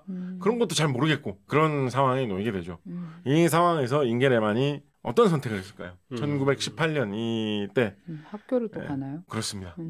일단 이제 30대로 접어들 딱 고무렵이죠, 그죠? 30대가 됐을 때 그래, 내가 학자가 되는 공부를 하는 이런 걸 꿈꾸고 열심히 공부를 했었는데 그래도 어느 선까지는 마치자라고 생각을 해가지고 무리가 안 되는 선에서 공부를 하기 위해서 이 30대로 접어들면서 다시 모교인 코펜하겐 대학교에 입학을 해가지고 다시 그때 당시에 뭐 캔디데이트인가 하는 뭐 이상한 학위가 희한한 학위가 있어요. 현재는 없는 건데 그때 당시 유럽에서만 있는 그런 희한한 학위가 있는데 뭐 굳이 비유하자면 석사학위 비슷한 겁니다. 그래서 말하자면 수학 석사학위 같은 거를 받으면서 2년 동안 공부를 합니다. 나름대로 좀 이게 참 어떤 의미일까요? 어떻게 보면 뭐랄까요? 마음을 다스리는 2년간이로 해야 될까? 이거를 뭐라고 생각을 해야 될까요? 근데 세상에 원래 할 일 없으면 공부하는 사람들이 있긴 있더라고요. 잉게 레만도 어떻게 보면 좀 그런 사례일 수도 있습니다. 그러니까 뭐 쇼츠가 있었으면 따지 못했을. 그런데 이게 나름대로의 돌파구가 되어줍니다. 왜냐하면 학교에서 그렇게 2년 동안 공부를 해가지고 학자로서 석사 학위까지 취득을 했는데 마침 그 무렵에 부친이 세상을 떠나시거든요. 그래서 무슨 수로든 당장 일자리를 구하지 못하면 이제 집안이 어렵다라는 상황이 됐어요. 그래서 당장 급하게 최대한 빨리 뭔가 직장을 잡아야 됐어요. 근데 마침 그때 당시 학교에 적을 두고 있었던 그 무렵이잖아요. 길지 않잖아요. 그러니까 누구를 통해서 직장을 쓱 얻게 되겠습니까? 교수를 통해서 직장을 얻게 되는 거예요. 그러다 보니까 그때 당시에 코펜하겐 대학교에 생긴 지 얼마 안 되던 아마도 우리나라식으로 따지자면 상대에 아마 생겼을 것 같아요. 보험 연구소가 있었다는 거예요. 보험 연구소. 보험 연구소. 예. 스테펜슨 교수라는 사람이 보험이 모든 게 다 확률이고 그러면서 금융이고 하다 보니까 뭔가 깊이 파고들어서 연구해야 될 거가 많죠. 네. 약간 우리나라 이때로부터 100년 뒤에 있는 막 핀테크 어떻고 약간 그런 이런 느낌의 느낌. 약간 첨단 느낌. 지금의 보험 느낌이 요즘도 아니고. 가끔 뭐 이렇게 그 대학들 보다 보면 뭐 금융공학 연구소라든지 뭐 이런 거 있잖아요. 그죠? 융합 인재. 네, 그런 게 생기는데 거기에 스테펜슨 교수라는 사람이 있었는데 그 사람이 일 너무 많다. 나 일 도와줄 조수, 조교 같은 사람 한 사람 있으면 좋겠는데 수학을 좀 좀 잘해야 똘똘하고 되고. 수학 잘하고 이런 사람 없을까라고 했는데 제가 있습니다라고 하면서 인겔에만이 들어와가지고 당신 뭐 수학은 잘하겠지만 아유 이런 거 하겠어요 이런 거 힘들게 일하려면 남자들도 체력이 부족한데 그럴 때 제가 보험 6년 한 사람이라고 네. 코펜하겐 보험회사에서 물어보면 다 안다고 막 이런 식의 어필을 했겠죠. 그래서 실제로 그 조수 자리 조교 자리를 얻게 됩니다. 그래서 덴마크 코펜하겐 대학교의 보험 연구소 대학 내에 있는 보험 연구소에서 조교로 자리를 잡아서 일하는 게 이분의 본격적인 학술 경력의 시작입니다. 와 진짜 파란만장하다. 중반이 됐는데도 30대 초반이죠 아직까지. 30대 된 거예요. 됐는데도 이제 아직까지 지진 비슷한 일도 안 하고 계시네요. 그렇죠. 심지어 지진을 겪지도 않으신 것 같은데. 그게 참 묘한 겁니다. 사람 팔자인지 알 수 없는 거죠. 그런 게 어떻게 보면 격동 500년의 재미이자 인생의 좀 묘미 아니겠습니까? 진짜 지진 근처로도 안 갔어요 이때까지만 해도. 그죠? 와 이게 진짜 어떤 분들은 그런 경우가 있잖아요. 이 사람은 그 평생 뭔가 이것을 위해 산 것처럼 산 사람들이 있잖아요. 근데 이분은 아니시네요. 그런데 이분이 경제적으로 이렇게 어렵기 때문에 닥치는 대로 일을 했습니다. 엄청나게 일을 열심히 했어요. 뭐 예를 들면 그런 거 있죠. 그러니까 조교니까 학생들 시험 채점해주면 뭐 그거가 아르바이트처럼 돼가지고 돈 좀 벌 수 있고 막 이런 거 있으면 막 닥치는 대로 다 하고 막 밤새도록 죽자고 채점하고 그래서 막 되게 힘들어하고 그러고 있으니까 그 사람의 관리자라고 할 수 있는 스테펜슨 교수가 보니까 뭐 이렇게 힘들게 일하냐고 왜 이렇게 고생하냐고 하니까 이러저러 하고 저러저러 해서 돈이 필요한데 돈을 벌려면 일을 많이 해서 이렇게 돼야 된다고 라고 해서 막 신세한탄도 하고 그렇게 되거든요. 그 스테펜슨 교수가 이렇게 보니까 잘 보셨어요. 보니까 그렇게까지 일을 많이 해야지 되나 싶어서 보니까 돈을 너무 조금밖에 안 벌고 있는 거야. 그래서 보니까 코펜하겐 대학교에 이때쯤 해가지고 그러니까 인겔에만이 조수로 들어오는 것도 이게 그냥 된 게 아니라 요것보다 조금 앞선 시점에서 코펜하겐 대학교뿐만 아니라 코펜하겐 어떤 이런 학계 뭐 이런 쪽에서 성평등을 좀 추구해야 될 것 같다. 차별이 너무 심한 문화다라는 게 있어가지고 최대한 좀 성평등을 지향해보자. 성차별을 좀 없애보자. 19세기식 성차별은 좀 버리자라는 분위기가 있었기 때문에 여성들도 조교로 채용하기가 쉽게 돼가지고 이렇게 채용된 거거든요. 참고로 아까 인겔에만의 어머니 쪽 친척 중에는 좀 이렇게 사회적으로 유력한 사람들이 좀 있었다라고 말씀드렸잖아요. 그 사람들 중에 여성이 그런 여성 권리운동 하시는 사람들도 꽤 있습니다. 그런 그 같은 그런 시대를 살았던 사람이에요. 1910년대 이때면 뭐 영국이나 미국 이런 데서도 여성 투표권 운동 이런 거 많이 하던 때잖아요. 그러니까 그 시대의 흐름 속에서 그런 자리가 났던 것입니다. 그래서 스테펜슨 교수가 찾아보니까 그렇게 해가지고 채용하는 거에서는 성차별이 많이 완화돼가지고 인겔에만이 제일 채용이 됐는데 월급 규정 같은 데서는 그런 이상한 게 남아 있었던 거예요. 그래서 이게 뭐냐, 이거는 잘못된 거 아니냐라고 항의를 해가지고 바뀐 규정을 적용하는 걸로 규정을 고쳤더니 인겔에만 월급이 3배로 뛰더라. 진짜요? 반대로 말하면 3분의 1 월급밖에 안 준 거죠. 불평등한 어떤 그런 것 때문에. 너무한다. 그러니까 뭐 그게 사악한 그런 거라기보다 이런 변화의 와중에서 행정적인 그 이가 안 맞아가지고 이상한 희생을 당한 거죠. 어떻게 보면. 그래서 그런 힘든 상황을 거치면서 이렇게 보험연구소에서 보험에 관한 연구를 돕는 사람으로서 이렇게 살아남아서 버티게 됩니다. 근데 이분 일을 좀 줄이십니까? 다른 일을?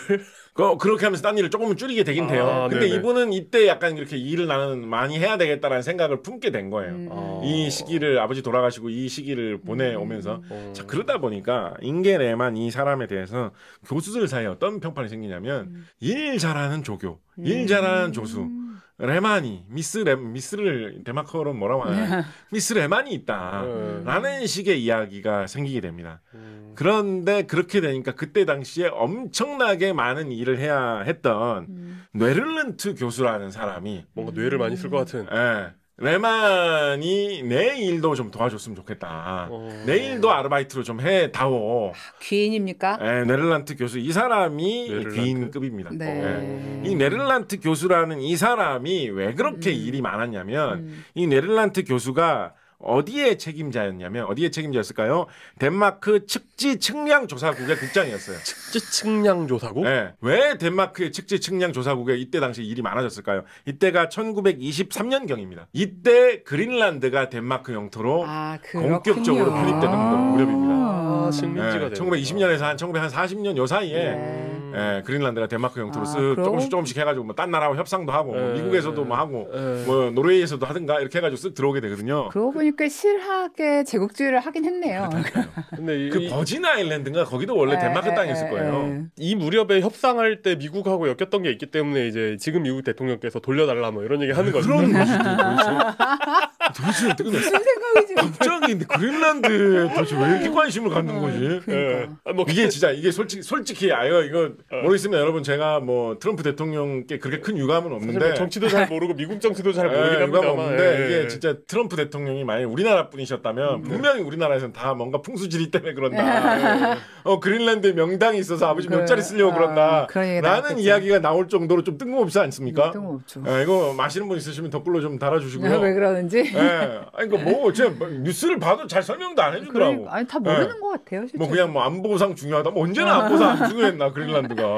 뭐 자원 때문에 그런다. 언제는 뭐 그린란드 자원 있는 줄 몰랐나. 근데 그런 자원이 있고 안보상 필요하면 예전에는 그냥 그래도 우리 게 아니니까 어쩔 수 없지 좀 이런 느낌이었는데 그냥 다 가져도 된다고 생각하는 건가? 잘 모르겠어요.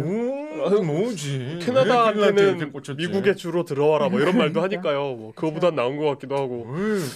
하여튼 그 무렵이었기 때문에 덴마크가 갖고 있는 땅이 넓이가 어디가 돼 얼마만큼이고 덴마크의 땅이 위도 경도 위치가 어디고 방향이 어느 쪽으로 산이 있고 어느 쪽으로 강이 있고 이런 거를 대거 많이 측량을 해야 되는 상황이었습니다. 그래서 덴마크 측지 측량 조사국이 일이 엄청나게 쏟아지는 때였어요.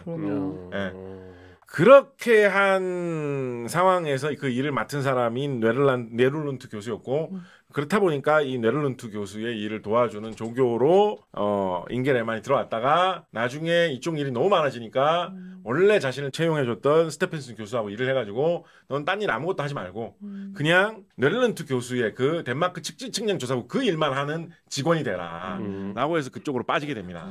그래서 그쪽으로 빠져가지고 이 측지 측량 조사국 일을 하게 되는데 이 네덜란드 교수가 정말 정신없이 제일 급박하게 했어야 되는 일인데 자기는 잘 몰라가지고 딱히 내가 하나 야 잉게레만 네가 하나 별 차이도 없을 것 같다라고 생각했던 일이 뭐가 있었느냐 바로 지진 관측소를 세우는 일이었어요.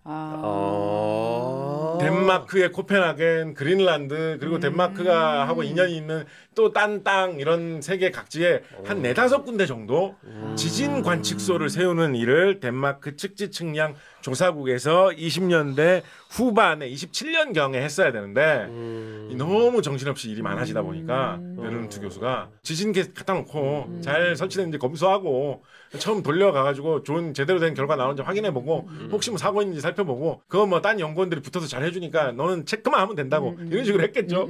그래서 일을 맡아서 본인의 일 자리도 코펜하겐 지진 관측소가 본인의 일 자리가 되고요.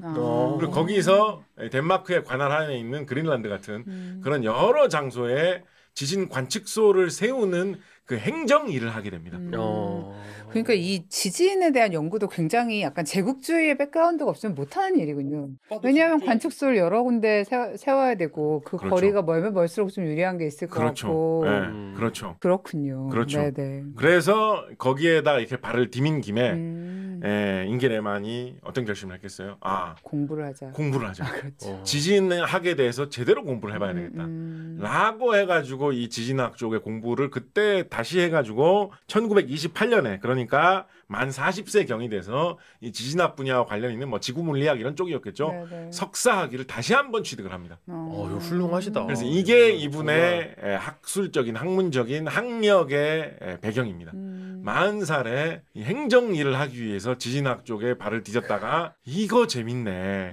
이거를 나의 학술적인 길로도 파고들겠다라고 해가지고 석사학위를 취득하시면서 전설이 이제 탄생하게 된 거죠. 그렇군요. 학위를 통해서 학위를 가지고 업적을 하는 분도 계신데 이렇게 업적을 강화하다 보니까 학위가 생기는 분들도 계시고 하여튼 뭔 소리인지 제가 하면서도 모르겠지만 네, 뭔가 느낌이 있네요. 네. 그렇습니다. 네. 그래서 이분은 1928년에 이렇게 석사학위를 추진한 다음에 직함상으로는 이런 지진부 내지는 지진학부의 부장이 돼요. 거기에 책임자가 됩니다. 근데 뭐 직원이 많지는 않아요. 연구소 내에 연구소 내에. 왜냐면 이 코펜하겐 그렇죠. 지진 관측소에서는 이분이 담당자니까. 그래서 근데 나 혼자 있어요. 그래도 가끔 이제 뭐 알바생 한두 명 올 때 있고 그런 정도의 책임자가 됩니다. 그래서 지진과 관련된 그런 여러 가지 조사되는 그 자료를 모으고 행정적인 거를 검토하고 하는 일을 주 임무로 맡아서 하게 됩니다. 근데 그렇게 일을 하게 됐으니까 남는 시간이 있으면 그거를 가지고 본인이 직접 연구를 해도 안 될 건 없잖아요. 그래서 전 세계에서 밀려 들어오는 다른 지진 관측소들하고 교류도 많이 했겠죠. 그렇죠. 영국 관측소, 미국 관측소, 프랑스, 독일 관측소들하고 교류도 많이 했겠죠. 그죠? 그래서 교류를 하면서 주고받는 그 자료를 받는 일도 이분이 지진 담당이기 때문에 본인한테 다 오잖아요. 그래서 그걸 이용해서 이 지진 자료들, 전 세계의 지진 자료들을 검토를 하는 그런 연구도 약간 곁다리 일로 이거는 좀 학술적인 가치도 있어 보이는데 라고 교수님한테 보고하고 그래 학술적인 가치 있어 보이네. 난 딴 게 너무 바빠서 라고 하면 이제 본인이 직접 연구도 하고 그래 별일 없지. 그렇게 연구 생활을 시작을 하게 됩니다. 아니 근데 생각해보면 이렇게 전 세계에서 그러니까 그 덴마크가 가지고 있는 것뿐만 아니라 전 세계에서 이렇게 자료가 모이면 그 인터넷도 없고 엑셀도 없는 시대면은 이거 어떻게 정리해야 돼요? 그래서 그게 진짜 참 좋은 지적으로 말씀해 주셨는데 그래서 이거는 뭐 그렇게 적극적으로 연결할 수 있을지도는 모르겠습니다만 이게 약간 재미삼아 이야기하기로는 어떤 얘기를 하느냐 방금 말씀하셨던 대로 지진 자료라는 게 이렇게 막 지진 떨림이 온 이런 기록지 그림 자료 이런 게 많거든요. 아니면 숫자로 뭐 1초에 몇 번씩의 진동이 뭐 어느 위치에서 몇 시에 몇 초에 나왔다 이런 거거든요. 그죠? 그런 게 수백 개가 계속 쌓이는 거예요. 그거 사이에서 어떤 게 서로 연관이 돼 있고 어떤 게 어디에서 생긴 지진이 여기로 퍼져나간 것 같네라는 걸 찾아내는 그런 거를 계속 해야지 사이의 관계 속에서 어떤 뭐 문제가 있을까 어떤 새로운 법칙이 있을까 땅 속에 어떤 모양으로 되어 있다라는 걸까 요것도 모르비치치 불연성면의 증거네 이런 걸 알아볼 수가 있는 거거든요. 그래서 이 재미삼아 하는 얘기로 6년 동안 보험 일을 하면서 숫자를 보는 눈이 뼈저리게 익었던 잉게레만의 그 눈이 이때도 살아 있었기 때문에 세계에서 밀려들던 그 지진 자료를 잘 본 거 아니냐. 라는 식의 뭐 이야기도 있습니다. 그렇죠. 사실 그럴 것 같아요. 이 당시에 이 지진 자료들에 접근할 수 있는 사람들이 얼마나 많았을 텐데. 그렇죠. 그러니까 지금 같으면 그걸 엑셀에 넣어가지고 뭐 그래프도 그려보고 여러 가지 많이 하겠죠. 여러 가지 인공지능한테 던져주고 뭘 하라고 하든지. 이건 뭐 어떻게 해야 되는 거예요? 이거 그렇지만 진짜. 이때는 인간지능밖에 없었던 시간이잖아요. 인간지능 중에서 이런 끝없는 서류 속에서 뭔가 이상한 걸 찾아내고 뭔가 이상한 규칙을 발견하는 그런 데에 경험이 많은 잉게레만 같은 사람이 더 그런 뛰어난 경력으로 뭔가를 잘할 수 있지 않았을까 뭐 이런 정도의 짐작을 해봄직하죠. 그래서 그때 받은 여러 가지 자료 중에서 처음에 했던 일은 좀 쉬운 것부터 먼저 했습니다. 예를 들어서 이분이 적극적으로 네덜란드 교수한테 자기가 좀 이렇게 기술적인 일, 연구에 가까운 일도 하고 싶다라는 어필도 많이 했었거든요. 그렇게 해가지고 점점 이런 부장 쪽 자리까지 오게 된 거거든요. 그래서 그런 거를 좀 보여줬어야 됐기 때문에 초장에는 지진 관측을 더 정확하게 하는 방법, 혹은 뭐 지진 관측 오류가 생길 수도 있잖아요. 예를 들면 뭐 지진이 아니라 천둥이 떨어졌는데 그것 때문에 땅이 흔들린 건데 지진계에 그게 잡혀가지고 이건 지진도 아닌데 지진으로 잘못 기록된 뭐 이런 거 나올 수도 있잖아요. 그죠? 그래서 그런 거를 어떤 식으로 훑어내면 정확하게 좀 알 수 있겠느냐. 그런 규칙 같은 걸 만들어서 가까이 있는 지진계 뭐 2개가 동시에 뭐 어떻게 되면 그거를 진짜 지진으로 보자라든가 뭐 이런 식으로 지진을 더 정확하게 측정하는 방법을 개선해 보자. 뭐 이런 거에 대한 연구부터 하나둘 시작을 합니다. 처음부터 갑자기 뭐 보험하다가 지진판에 뛰어들어가지고 내기다 뭐 이렇게 한 게 아니고 지진판 내기다. 지진판. 이런 식으로 네, 그렇겠죠. 좀 약한 네, 연구부터 하나둘 시작을 하게 됩니다. 네. 그래서 그런 일을 하면서 조금씩 이분이 덴마크의 이 지진 관측소 코펜하겐 지진 관측소에서 있으면서 논문을 한 30편 정도 내거든요. 논문을 꼬박꼬박 꾸준히 냈어요. 와. 근데 그 중에서 초장에 그렇게 논문을 여러 편 좀 내고 이 일을 시작한 지 대략 한 6, 7년 정도 됐을 때 그때 내핵을 발견하는 지구 반대편이죠. 대충 보면 유럽에서 보면 네, 뉴질랜드에서 오는 지진이 뉴질랜드에서 큰 지진이 생기면 지구의 전체 이 떨림이 전해져가지고 세계 각지로 퍼져나갈 텐데 유럽으로 오는 뉴질랜드의 지진이 오는 모양을 보니까 대체로 잘 전달돼가지고 어느 정도는 오는데 지구의 중심부로 오는 거는 잘 못 오고 도로 튕겨 나오는 것 같더라. 지구의 외핵이 액체로 돼 있다라는 거는 우리 구텐베르크 박사님이 알아내셨으니까 외핵이 된 곳으로 들어갔다가 어떤 위치에서 갑자기 튕겨 나오려면 외핵하고는 전혀 다른 성분을 가진 뭔가가 중간에 있어가지고 그거를 막아주면 그런 현상이 생길 텐데 그렇다고 한다면 지구의 핵의 중앙에는 겉면의 대부분과는 다른 액체가 아닌 단단한 고체 핵이 있어야 되는 거 아니냐라는 주장을 논문으로 정리해서 1936년에 발표를 하게 된 거죠. 이때 잉겔 에만이 유심히 살펴본 지진의 파동의 형태가 P파라는 거거든요. 지진을 뭐 크게 구분하면 지진의 이 떨림이 전해져서 퍼져나가는 거를 P파하고 S파로 구분을 합니다. S파라는 거는 약간 파도처럼 진행 방향하고는 다른 방향으로 떨리는 거예요. 파도나 물결은 이렇게 퍼져나가고 있으면 아래 위로 떨리면서 퍼져나가잖아요. 그죠? 네, 이런 게 S파입니다. 우리가 파동을 좀 더 쉽게 떠올릴 수 있는 거예요. 어떻게 보면. 네, 이게 S파인데 P파는 진행하는 방향하고 같은 선상에서 흔들리는 겁니다. 그러니까 앞뒤로 흔들면서 이렇게 진행하는 거죠. 소리, 음파가 대체로 P파입니다. 이렇게 앞뒤로 이렇게 귀에 소리가 멀리서 내 귀에 소리가 들어오면 귀에 소리가 들어가지고 고막을 좌우로 흔드는 게 아니라 고막을 그렇죠. 앞뒤로 흔들죠. 그죠? 그래서 소리처럼 흔들리는 공기의 떨림이 소리처럼 일어나면서 들어오는 그런 게 이제 P파 형태거든요. 그럼 그게 약간 대각선으로 흔들릴 수는 없는 겁니까? 있겠죠. 네, 그러면 그거는 이제 P파의 성분이 얼마, S파의 성분이 얼마 뭐 이런 식으로 분해해서 얘기할 수도 있을 것이고 그 둘의 어떤 그런 건 이제 지진학을 좀 잘 알아야지 실제로 어떻게 하는지 설명할 수 있겠죠. 저는 잘 모릅니다. 그래서 크게 구분해서 보면 P파와 S파로 이제 구분을 해서 보는데 S파 같은 경우에서는 이 액체 속으로 들어가면 잘 안 퍼져나가는 그런 현상이 지구에서는 많이 발생한다고 하거든요. 그래서 이 액체로 된 외핵을 뚫고 내핵에 영향을 미친 게 어떻게 되는지를 보려면 이 P파를 봐야 됐어요. 네. 그런데 이 잉겔 에만 같은 경우에 P파를 관찰을 하다가 뭔가 특이한 현상이 발견되었다라는 생각을 했기 때문에 논문 제목을 뭐라고 붙였냐면 P라고 붙였습니다.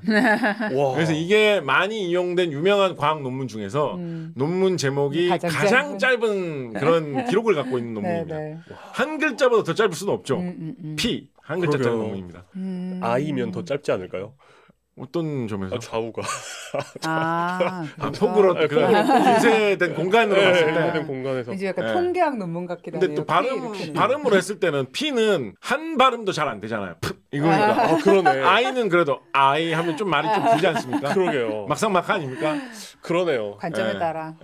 그래서 이런 전설적인 논문을 남깁니다. 그러니까 대장 아파트일수록 아파트 이름이 짧아지죠. 그러니까 비슷한 얘기인데 저도 가끔가다 지나가다 그런 얘기를 한 적 있죠. 좀 이렇게 위대한 책이나 화끈한 논문일수록 좀 제목이 짧은 경향이 있다. 라는 이야기를 가끔 해서 뭐 진짜 그런 건 아닌데 P는 좀 너무 과하지 않나요? 조금 과해요. 그걸 보고 누가 무슨 얘기인지 어떻게 알겠습니까? 간지가 나지 않습니까? P 제목이 P입니다. P. 검색하기 좀 불편하죠. 그러네요. P라는 그런 논문이 나왔습니다. 그런데 워낙에 이게 충격적인 내용이었기 때문에 요 정도의 성과를 가지고 모든 지진학자들이 다 이거를 완벽한 사실이라고 받아들이지는 않았습니다. 그렇군요. 그래요? 충격적일 정도였나요?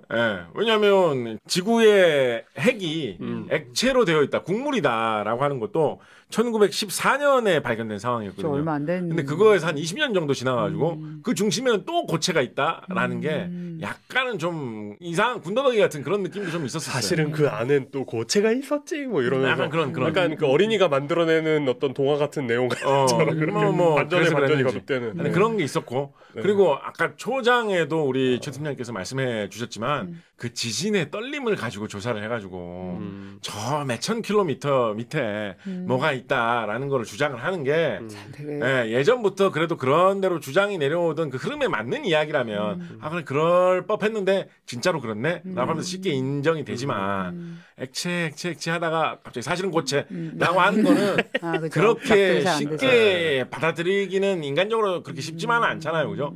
그렇다고 해서 뭐 과학자들이 되게 부정적인 건 아니었어요. 오 그렇게 볼 수 있겠는데 신선한데 라는 식으로 생각을 하긴 했었습니다. 아직 교과서는 고치지 말자. 그러니까 교과서를 고치게 된 그래서 교과서를 고치게 된 거는 사실은 1970년대 들어와가지고 고치게 됐어요. 진짜요? 진짜요? 그렇게 받아들이기 어려운 거였나 이렇게 막 증거가 정말 충분히 많이 쌓인 다음에 70년대에 들어와가지고 그때까지 쌓인 증거를 컴퓨터로 다 계산을 해가지고 정말 확실한 결과가 나온 다음에 사실은 진짜로 쇳덩어리가 고체가 중앙에 박혀있다고 하자. 교과서 바꿀 정도로 진짜 정확한 사실이라고 하자라는 거는 잉게레만이 이거를 처음으로 논문을 발표하고 거의 40년 가까운 세월이 흐른 후에 교과서가 바뀔 정도의 정설이 됩니다. 그러면 지금은 예를 들어 이때에 비해서 그 내핵의 크기라든지 뭐 이런 거를 조사하는 지진파 외에 다른 방법이 있나요? 별로 없죠. 별로 없는 거죠. 지진파가 있고요. 그리고 간접적으로는 뭘 조사를 하냐면 소행성 같은 걸 조사를 합니다. 운석이나 소행성 같은 걸 조사를 합니다. 내부가 이렇게 왜냐면 소행성은 조그맣잖아요, 그죠? 그렇지만은 생기는 방식은 큰 행성하고 좀 비슷했을 수도 있거든요. 그러니까 소행성이 뭐 반으로 쪼개진 부스러기가 돌아다니고 있는데 그거 단면을 보니까 이렇게 보이더라라고 하면 뭐 이게 지구 내부도 이 비슷하지 않을까. 우주에서 운석이 떨어졌는데 운석을 잘 조사를 해보니까 그거는 소행성대를 돌아다니던 어떤 다른 큰 소행성이 부서진 파편이 흘러 지구에 유성처럼 떨어졌다가 덜 불타고 남아가지고 이 꼴이 된 것 같은데 그렇다고 한다면 이거는 그 행성의 중심부에서 튀어나온 그런 부스러기일 수 있을 텐데 그렇다고 한다면 지구의 내부의 깊숙한 곳에서도 이런 게 있지 않을까라는 식으로 추측을 하죠. 그리고 우주 탐사선을 보내서 달이라든가 금성이라든가 화성이라든가 뭐 토성의 위성 이런 것도 조사를 하잖아요. 그런 것도 대체로 비슷한 시기에 비슷한 원리로 생긴 게 꽤 있겠죠. 또 지구의 내부를 조사하기 위해서 많이 관찰하는 게 우주의 다른 행성이나 달 같은 거 이런 것도 많이 봅니다. 그런 것도 지구하고 비슷한 시기에 비슷한 원리로 생길 수 있다라고 보기 때문에 그거는 어떤 형태를 가지고 있나 그거는 어떤 활동을 하나를 살펴보면서 뭐 비교, 대조, 공통점과 차이점을 잘 살펴보면 지구 내부도 이렇겠지라는 식으로 추정을 해볼 수가 있겠죠. 제가 이제 그것도 벌써 꽤 됐군요. 근데 다행히 그래도 지금도 우리가 달에 보낸 달 탐사선 다누리호가 원래는 작년에 임무를 다 수행하고 끝났어야 되는데 작동이 잘 돼가지고 지금도 계속 임무를 수행하고 있는 중이라고 하지요. 다누리가 발사될 때 발표되었던 우리나라 달과 관련된 과학계의 명저로 그래서 우리는 달에 간다라는 제가 쓴 책이 있죠. 그래서 그 책에 나오는 이야기이기도 한데 우리가 달을 왜 탐사를 해야 되느냐라는 이유 중에 하나가 달을 탐사를 하면서 얻은 자료로 우리 지구의 내부에 대해서 추측을 해볼 수 있는 게 많이 있습니다. 특히나 달 같은 경우에는 더욱더 많은 걸 알 수 있는 게 우리 시청자끼리는 다들 아시죠? 달 같은 경우에는 지구에 들이받은 고대의 행성이 지구를 완전히 떡으로 만든 다음에 거의 곤죽처럼 만든 다음에 그 다음에 새롭게 큰 덩어리와 작은 덩어리 두 개로 재탄생한 것이 지금의 달과 지금의 지구죠. 그래서 지금의 달과 지금의 지구는 언젠가는 먼 과거에는 약간 한 덩어리였던 적이 있었다라고 해도 과언이 아닐 정도로 그런 깊은 관계가 있는 상태이기 때문에 달을 잘 관찰해 보면 지구에 대해서 알 수 있는 게 사실 정말 많을 겁니다. 처음에 시작할 때 말씀드렸던 것처럼 옛날에는 뭐 달을 관찰하면 그러니까 지구의 내부에 대해서 좀 알 수 있긴 있겠지. 그렇지만 지금 먹고 살기도 바쁜데 그런 걸 뭐 어떻게 연구하냐고. 뭐 그런 거 연구하면 뭐 지진에 대해서 잘 알 수 있어? 하면 일본에서 잘 연구하겠지. 이러던 시대가 불과 20년 전만 해도 진짜 그랬어요. 근데 이제 세상이 바뀌었죠. 우리나라도 지진 꽤 나잖아요. 지진 피해 입으신 분들도 꽤 있잖아요. 그리고 앞으로 큰 지진이 일어나면 뭐 예를 들어서 뭐 원자력 발전소는 어떻게 되나 뭐 이런 것도 고민 많이 하잖아요. 그죠? 그러니까 이제 우리나라가 나서서 열심히 그런 거 연구해야 될 가치가 있는 분야인데 우주를 보면서 그거를 통해서 지구 내부를 많이 추측을 한다. 그런 게 있고 또 희한한 걸로 지구 내부를 추측하기 위해서 논문 보면 사람들이 많이 하는 걸로 어떤 거를 지구 내부를 추측하기 위해서 많이 하냐면 지구 내부에 그런 희한한 여러 가지 일들이 벌어지는 이유는 지구 땅 속에 아주 깊숙한 곳이기 때문에 온도가 높고 압력이 어마어마한 높기 때문에 지구 내부에서 이상한 현상이 발생할 거다라는 게 어떤 전제 중에 하나거든요. 근데 우리가 생각을 해보면 물이 바다에서 깊은 데 들어가서 예를 들어서 뭐 1000m 깊이에 들어갔다면 완전 심해잖아요. 바다에서 그죠? 근데 1000m라고 해봐서 킬로로 따지면 1km밖에 안 돼요. 그죠? 그리고 거기 있는 게 물이잖아요. 근데 물무게로 내리누르는 압력이 1km만 들어가도 막 모든 게 다 짜부라지고 웬만한 잠수하면 견딜 수 없는 엄청난 압력 이렇게 생각하잖아요. 그죠? 지구의 내부는 물이 아니라 돌덩어리, 쇳덩어리가 있는데 그거를 1km도 아니고 몇천 킬로미터를 들어가는 거거든요. 그러니까 엄청난 압력이 있는 세계거든요. 네. 그래서 뭐 그 압력 때문에 별별 일들이 벌어진다라고 하고 있는데 그래서 어떤 거를 사람들이 하냐면 굉장한 압력을 돌 같은 데 가해보는 이런 실험을 합니다. 아니면 쇳조각이나 쇳조각이나 뭐 돌조각 이런 걸 구한 다음에 거기에다가 인위적으로 엄청난 압력을 가해보는 실험을 합니다. 홍보 영상 같은 데 많이 나오는 거로는 압력을 가해주는 장치가 아주 센 압력을 근데 그런 거 예를 들어서 우리가 일상적으로 그 유튜브 영상 같은 데 많이 나오는 유아프레스 같은 거는 그 정도의 압력을 가하면 그 유아프레스 장치가 다 부서지거든요. 그래서 보통 그런 실험하는 거 보여주는 홍보 영상 같은 걸 보면 압력을 그렇게 넓은 면적에다가 가하는 장치로 안 만들어요. 아주 좁은 면적에 가하는 장치로 만들고 대신에 그 가하는 그 끝단을 다이아몬드로 만들어 놓습니다. 가장 강하도록. 그래서 다이아몬드 끄트머리로 조그마한 철조각이나 조그마한 돌조각을 어마어마한 압력으로 눌러보는 실험을 하는 거예요.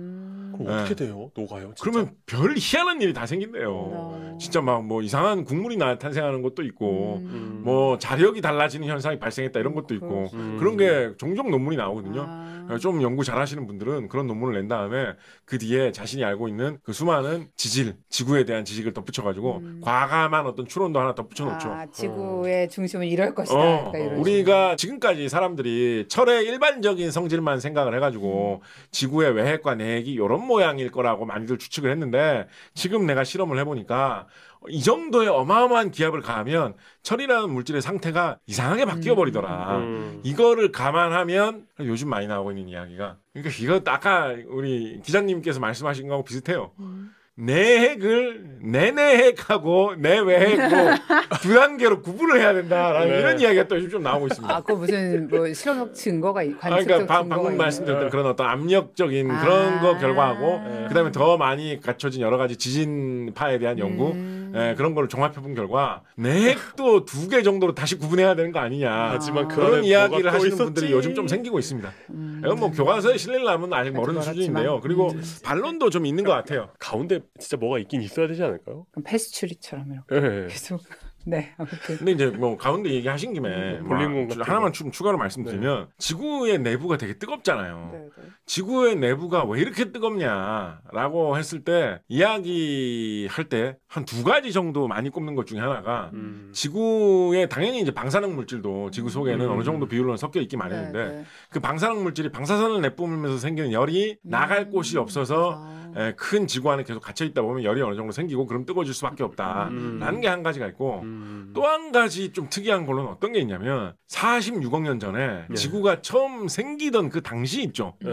그 당시에 지구에 뭐 여러 가지 뭐 돌조각들이나 먼지 조각들이 막 충돌해가지고 뭉쳐가지고 덩어리가 되면서 지구라는 큰 행성으로 자라나지 않았겠습니까? 그죠? 그때 충돌하고 뭉치던 그때 생긴 열 그게 지구가 이 정도 크기로 자라나는 그 속도에 비해서 열이 빠져나가는 속도가 그다지 빠르지 못해가지고 46억 년 전 지구가 탄생할 때의 열이 아직도 꽤나 많이 갇혀있다라는 식으로 이야기하는 경우도 많이 있습니다. 그 열이 빠져나가려면 복사열 형태로 빠져나가야 되는 거잖아요. 그렇죠. 그런데 나갈 길이 없으니까. 근데 지각이 덮어가지고 약간 단열 효과가 그렇기도 하고 근데 이제 좋은 말씀 해주셨는데 그래서 이제 결론이라고 할까요? 결론이라고 하면 그러니까 이어지는 이야기가 뭐냐면 그래서 열이 처음에 초장에 지구가 생길 때 열이 어느 정도 있는 거를 가지고 우리가 붙들고 있는 게 꽤 있기 때문에 지구가 아까 뭐 멘틀도 돌고 있고 뭐 화산도 폭발하고 어쩌고 하잖아요. 그죠? 그런 과정 속에서 조금씩 그 열이 빠져나갈 거 아니에요. 그죠?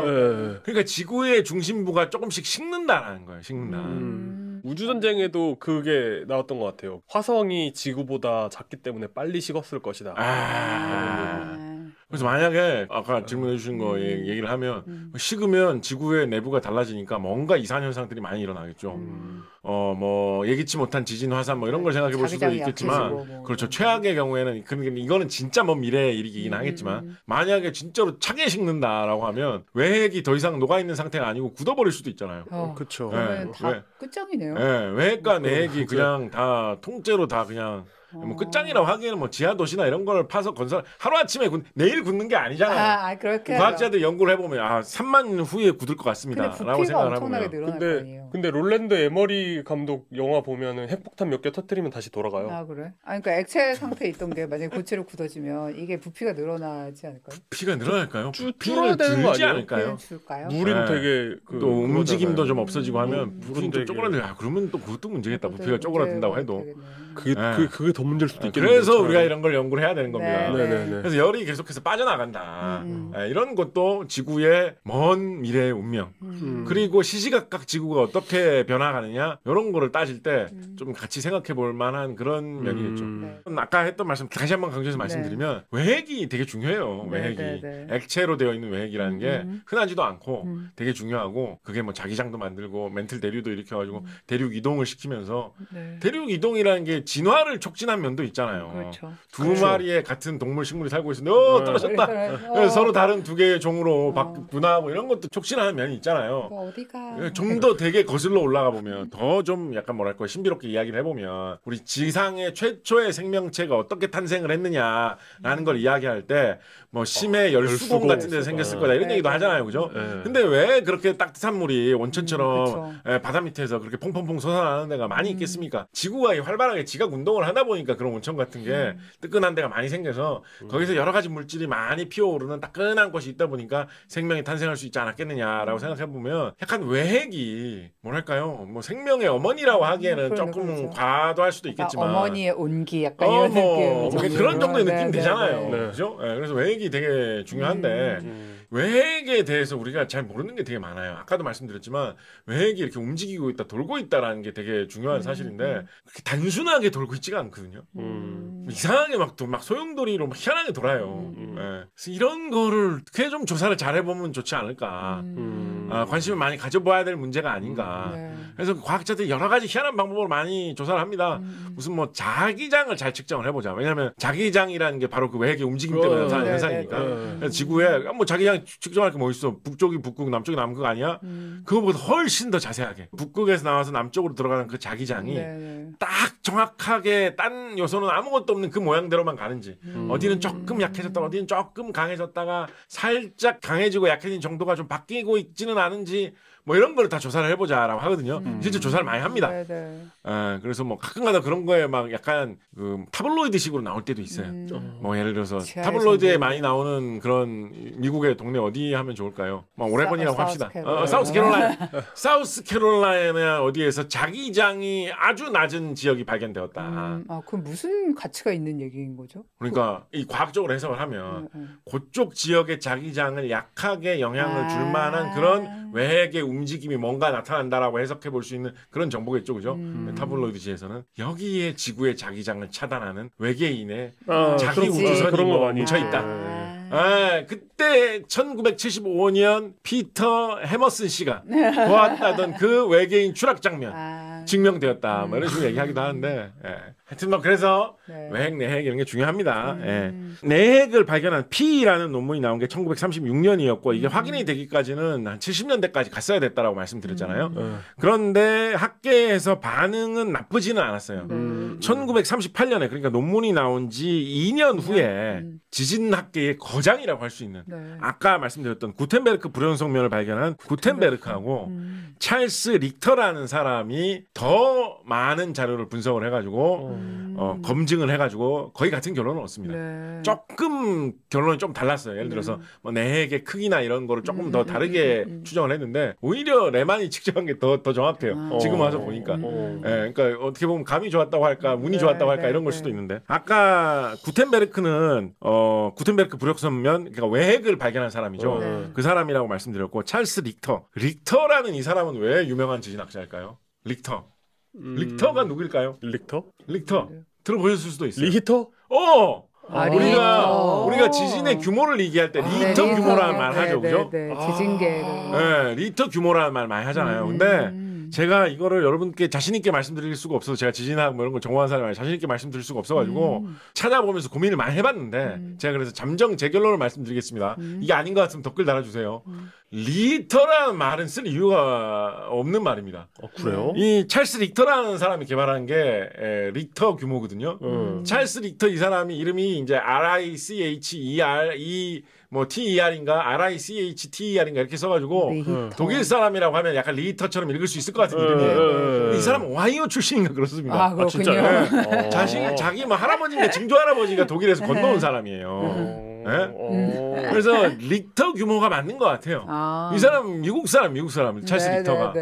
오하이오에서 태어난 사람이에요. 왠지 이런 일은 독일 사람이 했을 것 같은 느낌이 약간 있어서 그런가? 왜 리터라고 하죠? 이게 그러니까 우리나라 근대 과학이 일본 통해서 들어오면서 약간 그 독일 과학이 일본으로 가서 일본 과학이 들어오면서 그런 과정에서 이런 이름은 독일식 이름이니까 어쨌든 이런 식으로 들어온 게 아닐까요? 뇌피셜입니다. 그래서 뇌피셜 차원에서 그렇게 상상해 봄직하죠.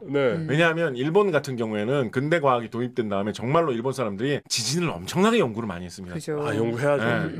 일본은 지진의 고통을 정말 많이 받았던 나라고 조금 옆 나라에만 가도 그렇게 심하지 않기 때문에 이거는 우리나라의 문제다라고 해가지고 달려들어가지고 정말 열심히 많이 했거든요. 그래서 말씀하신 대로 굉장히 이 리터 규모 논문을 발표하자마자 일본에는 들어와가지고 학자들이 막 연구하고 했을 수 있어요.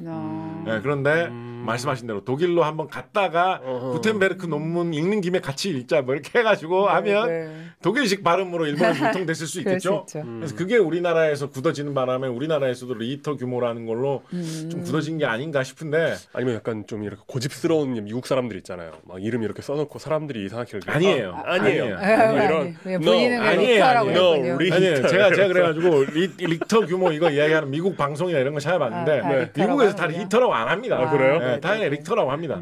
그래서 제가 보기에는 리터 규모라고 하는 게 더 맞지 않겠냐. 혹시 제가 뭔가 좀 착각한 게 있으면 댓글로 달아서 좀 알려주십시오. 의외로 한자 아니에요? 리히. 아니라죠. 네. 터란 한자가 있나? 뭐 이런 거. 히란 한자도 있나? 기쁠히. 진짜 좀 황당하다 진짜. 너무 싫네요. 그렇습니다. 그래서 이런 큰 업적을 제일 대표적으로 남긴 잉게 레만의 업적이고요.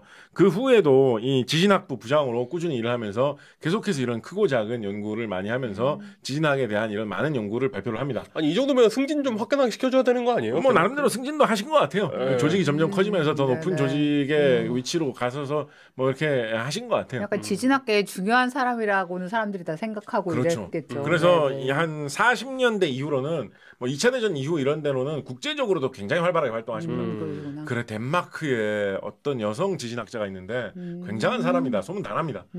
그리고 지진학이라는 게 그렇게까지 흔한 그런 학문 분야는 아니잖아요. 판이 그죠? 좁겠죠. 그래서 이분 같은 잉게레만 같은 경우에는 덴마크에 지진학자 나 한 명 있는 것 같다라는 말도 재미삼아 많이 하고 다녔어요. 지진학만 한 사람은 한 명밖에 없는 것 같다라는 말을 많이 하고 다녔어요. 막 그 옆에서 막 이렇게 눈물을 흘리는 또 다른 덴마크 지진학자. 아니 그 후에 이제 후배로 이제 많이 생각해요. 지금은 생각을 해보면 우리가 지구의 이 내부에 대해서 이렇게 지금의 지식을 알게 된 것은 수학 전공에 보험 회사를 열심히 다니던 이분의 성과 덕분이다라고 이야기를 해볼 수가 있을 것 같습니다. 진짜 승리의 직장인이네요, 이분은. 약간 어떤 과학은 천재들이 막 열심히 문제를 풀거나 아니면 진짜 막 마리퀴리 같은 사람들이 진짜 막 어렸을 때부터 공부를 열심히 차근차근 하고서는 막 굉장한 걸 막 적거나 막 이런 식으로 과학 발전이 오기도 하지만 저희 이제 매번 격동 500년 하면서 느끼게 되는 거는 정말 과학의 발전이 오는 방식은 되게 다양하구나. 다양하죠. 너무 다양한 사람들에 의해서 다양한 방식으로 오는구나. 그래서 뭐 굉장히 성실하게 일을 열심히 하던 사람이 이런 정도의 어떤 성과를 만들 수도 있는 거고 그게 또 너무 어리거나 늙은 것도 없는 거죠. 근데 이것도 어찌 보면 이게 굉장히 근면하게 일 열심히 하는 분이시기도 하지만 천재라는 생각도 드는 게 이분 천재성 확실히 있으신 분입니다. 이분의 이론이 옳다는 게 컴퓨터가 발명되고 나서 입증된 거잖아요, 사실. 이분 천재성 있으신 분입니다. 머릿속에서 컴퓨터가 돌아가는 특이하잖아요. 논문 제목이 P가 이해가 뭡니까? 아, 네, 이거 보통 좀 사람 과감하지 아니죠. 않나? 네. 보통 사람은 이거 논문 거절 당할까봐 무서운 사람 이렇게 논문 제목 못 짓습니다. 네. 예. 1953년에 이분이 은퇴를 하십니다. 아, 그죠. 아직 안 돌아가셨구나. 네, 은퇴를 하십니다. 은퇴를 하셨는데 이분이 은퇴를 하시고 놀라고 은퇴를 하신 게 아니고 행정적인 일 같은 건 이제 안 하고 연구만 하시려고 은퇴를 하셨어요. 네. 1953년에. 그래서 53년 은퇴를 한 다음에도 연구 활동은 꾸준히 꽤나 하셨습니다. 아마 아까 말씀드렸던 이 레만 불연속 면이라고 공식적으로 부르는 거 있죠. 멘틀에서 나타나는 좀 특이한 구조. 네네. 그것도 은퇴 후에 그러니까 덴마크에 있는 코펜하겐에 이 지진 측정하는 관측소 여기에서 발 뺀 다음에 아마 나온 업적이든가 그래요. 네네. 그래서 국제 협력 활동을 많이 하셨어요. 세계 여기저기를 뭐 UCLA에도 좀 오래 있으셨다든가 세계 여기저기를 돌아다니면서 연구를 많이 하셨는데 이분이 60년대에는 무슨 연구를 많이 하셨을까요? 이분이 60년대 연구하던 분야가 말하자면 지진학의 약간 중흥기, 부흥기였습니다. 레만이 그러니까 가만히 보시면 지진학이 20세기 초에 한번 활발하게 발전하는 시기가 있었죠. 네. 모로비치치 불연성면이 나오고 10년 정도도 안 지나가지고 구텐브루크 불연성면이 나오고 그로부터 한 20년 지나가지고 또 레만이 내핵도 발견해내고 활발하게 지진학이 발전하는 시기가 20세기 초에 한번 있었죠, 그죠? 네네. 20세기 후반에 60년대 이후에 지진학이 다시 한번 폭발적으로 발전하는 시기가 한번 옵니다. 왜 그랬을까요? 참고로 우리나라도 이것 때문에 지진학에 관심을 가졌던 적이 있습니다. 건동대지진 아닙니다. 뭐죠? 뭐냐? 사람들이 핵무기를 지진학으로 탐사하기 시작했거든요. 아, 그러네요. 핵실험을 하면 네네. 몰래 핵실험을 누가 어디서 하는지 네네. 핵실험을 했을 때 쟤네들이 터뜨린 게 공식 발표하고 맞는 위력인지 안 맞는 위력인지 요거를 검증하기 위해서 지진을 땅이 떨리는 거를 열심히 전 세계에서 조사를 해가지고 다 관찰을 해봤더니 이거는 분명히 어느 나라에서 몰래 핵실험한 게 맞다. 저 나라에서는 1메가톤급을 개발했다고 하지만 사실은 그 정도는 안 된다. 혹은 저 나라에서는 뭐 1메가톤급밖에 안 된다라고 하지만 사실은 한 10메가톤짜리로 실험한 것 같다. 이런 거를 알아내기 위해서 지진학 연구가 60년대 다시 한번 엄청나게 인기를 끄는 지진학 관측소, 정밀 관측 장비 이런 게 갑자기 막 엄청나게 많이 생기고 이런 시기가 이 냉전의 핵 경쟁 때문에 한번 옵니다. 그러네요. 우리나라에서도 그때가 몇 년입니까? 2000 몇 년이죠? 북한에서 처음 핵실험했을 때 그죠. 그때 그쵸. 지진학에 대해서 갑자기 관심이 엄청나게 갑자기 한번 훅 일었죠. 네.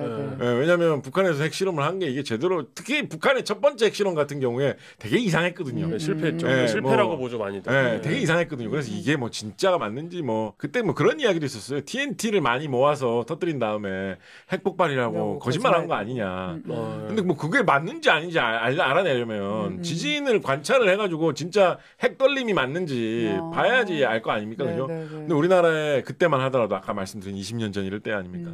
지진학 그렇게 투자 많이 안 되던 시기거든요.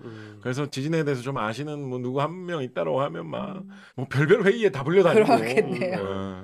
내가 하고 있는 분야가 언제 무슨 일로 뜰지는 참 모르는 거예요. 그렇습니다. 네.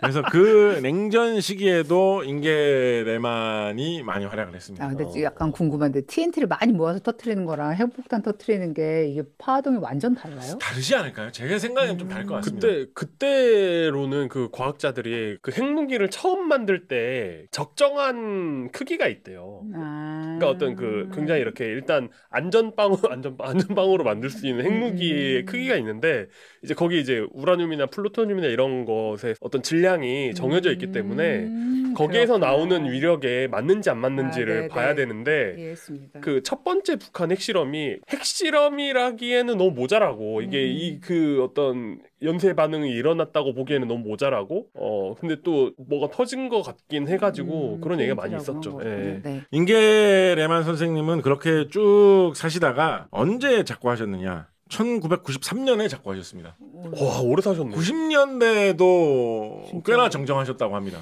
이분이 104세인가에 세상을 떠나셨어요. 1890년대생이 1888년은 1888년생인데 1993년까지 사셨습니다. 몇 년만 더 살았으면 세계 살 수 있었는데. 88년생인데 제가 88년생인데 그 88년생이 아닌. 네, 그래서 장수하신 그런 분이십니다. 네, 재밌네요. 일단은 이분이 받아야 할 어떤 학계 인정을 받고 오래오래 행복하게 사셨다니. 그러니까 이게 이분은 해외에서 뭔가 막 연구를 하시고 이런 분이 아니네요. 막 모험을 떠나고 이런 타입은 아니시네요.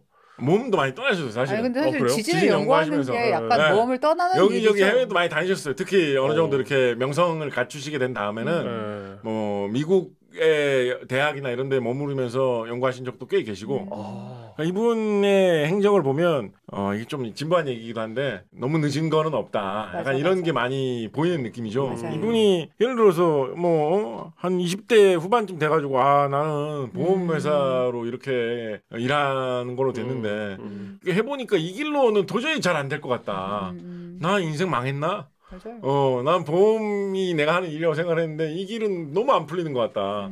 그렇게 생각할 수 있었는데 그때는 이분의 본격적인 경력은 시작하기도 전입니다. 그렇죠. 예, 그렇게 한 다음에 학계로 넘어와가지고 보험 연구하는 교수님 밑에서 한 몇 년 있다가 그 다음에 직지 측량하는 사람한테 왔었는데 그 사람이 하는 일 중에서 지진을 마침 맡은 것 때문에 그렇게 보면 그때가 40살 전후인데 40살이라고 하면 사람이 새로운 경력을 시작하기에 좀 늦은 거 아닌가 싶을 수도 있지만 그렇죠. 이분은 그리고 나서도 한 60년 동안 105세까지 사셨기 때문에 그러게요. 그러고 나서 한 60년 동안 그 일을 하신 거예요. 그러니까 이분의 삶이 학술적 업적으로도 이분이 지진이 일어났을 때 그 지진이 얼마나 깊은 곳에서 일어났는지 뭐 이런 거 뉴스 보면 지진이 일어났을 때 나오지 않습니까? 그거 측정하는 방법을 더 정확하게 계량하는 거 이런 소소한 곳에서도 연구해가지고 너무 계속 성실하게 내셨던 분입니다. 내핵이 있다 굵직한 것도 한 방 있지만 그래서 이런 분이 과학적인 업적도 충실한 분이시지만 이렇게 삶이 어떤 우리에게 감동을 주는 부분도 많은 분이 덴마크의 위대한 지진학자 잉게레만 아니겠는가 말씀드려봅니다. 네, 좋습니다. 대단하네요. 과학계의 어떤 그 국제 교류나 이런 게 얼마나 그 훌륭한 발견 이런 걸로 이어질 수 있는지도 또 느껴지는 것 같고. 사실 이 당시에 다른 분야보다는 또 이렇게 지진계라는 물리적인 이런 게 필요하니까 이 분야가 조금 더 활발하게 그렇습니다. 활발하게 공유되는 편입니다. 거예요. 맞습니다. 네. 네, 그러면 끝내기 전에 마지막으로 소설 같은 순간이 따로 있습니까? 소설 같은 순간, 좀 사소하고도 사소한 걸로 하나 말씀드리면 살짝 자신감의 결여를 느끼고 있습니다. 너무 사소한 건 너무 사소하니까 네. 사소한 건 너무 사소하니까 사소한 거에 덧붙는 서비스 먼저 하나 말씀드리면 이분의 건강 비결도 좀 궁금하지 않습니까? 아 진짜 네네. 이분이 운동을 좋아하는 편이었다라고 하는데 좋아하는 운동 두 가지가 뭐였느냐? 하나는 스키, 하나는 등산이었다고 합니다. 근데 둘 다 그 보험에서 좀 이렇게 수가가 오른다고 해야 됩니까? 내려간다고 해야 됩니까? 등산도 좀 그런가? 등산은 잘 위험하긴 약간 하니까. 뭐 알프스 뭐 이런 거 생각하면 좀 그럴 것 같긴 한데. 덴마크면은 등산은 괜찮겠네요. 덴마크는 산이 괜찮을까요? 없으니까. 덴마크는 산이 없는 편입니까 좀? 그렇지 않아요? 저는 아는 바가 없습니다. 네, 뭐 제가 알기로는 산이 거의 없는 걸로. 그렇죠. 산이 네. 막 아주 깎아지는 그러니까 데는 뭐 아니긴 알프스 하죠. 같은 뭐 그런 거는 네. 없겠지만. 스키도 약간 그런 우리가 생각하는 그런 스키가 아니라 약간 노르딕 스키 이렇게. 크로스컨트리 노르딕 같은 거. 분이시니까 네, 그런 게 아닐까요? 모르겠습니다. 네. 그런 게 이분이 좋아하시던 운동이었다. 한국인들이 평균 수명이 길다라고 하지 않습니까? 네. 한국인들이 좀 등산을 좋아하는 편이니까 관계 있을까요? 그럴 수도 있죠. 원래 소설 같은 순간 준비하려고 했던 거 말씀드리면 이분의 조카가 잉게레만을 회고한 그런 이야기가 돌아다니는 게 있는데 그걸 보면 조카가 일요일 날 그 배우 동생 자식이겠구나. 그러면은 그렇겠죠. 그렇겠죠. 이분은 그래서 그 조카가 이모 집에 가가지고 이렇게 보니까 일요일날 이모 집에 놀러 갔더라는 거예요. 이모가 일요일에도 열심히 일을 하고 있는데 어떻게 일을 하고 있느냐? 오트밀 박스를 쌓아놓고 오트밀 박스 쌓아놓고 오트밀 박스를 갖다 놓고 오트밀이라는 게 이제 아침거리로 이렇게 꺼내 먹기 좋은 뭐 그런 거지 않습니까? 그죠? 그런 게 이제 상자 포장이 돼 있는데 박스 포장, 빳빳한 판지 상자로 포장이 돼 있죠, 그죠? 그 오트밀 박스를 꺼내놓고 그 오트밀 박스에다가 지진 기록한 그 종이를 붙이더라는 거예요. 오트밀 박스에다가. 그런 다음에 오트밀 박스를 오래 내더라는 거예요.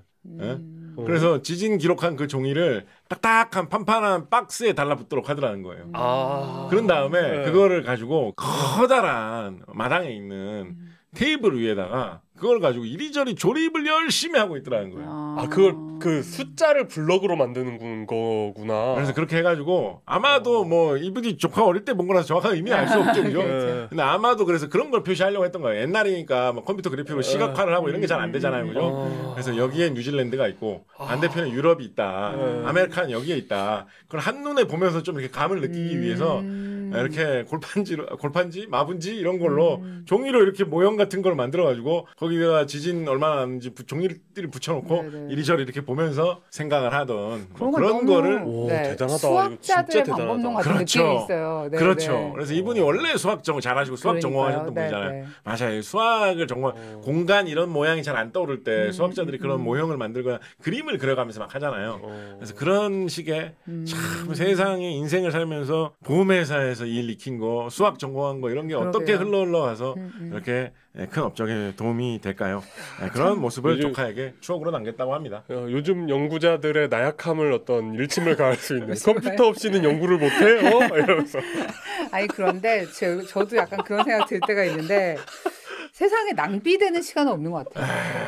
그러니까 그게 뭐 예를 들어서 우리가 이제 인생의 어떤 시간을 그냥 쓸데없는 책을 읽거나 뭐 게임을 하거나 이렇게 보내면 우린 되게 막 이걸 낭비했다 막 이런 식으로 생각하는데 격동 500년 우리 아인슈타인 편에서 우리 한 10시간 했던 것 같은데 네네. 낭비 없었나요 정말? 그건 잠시 잠깐만요. 네 없었다고 생각해요. 격동 500년 아인슈타인 편 하면서 뭐 쓸데없이 이상한 무슨 뭐 번스타인 음악 이야기도 하고 막 이랬던 것 아니, 같은데 그 얘기에서 낭비 아니었을까요? 번스타인의 얘기를 듣고 조금이라도 영향을 받고 긍정적인 게 생긴 네. 분이 있으면 낭비는 아니죠. 그렇습니다. 네, 그렇습니다.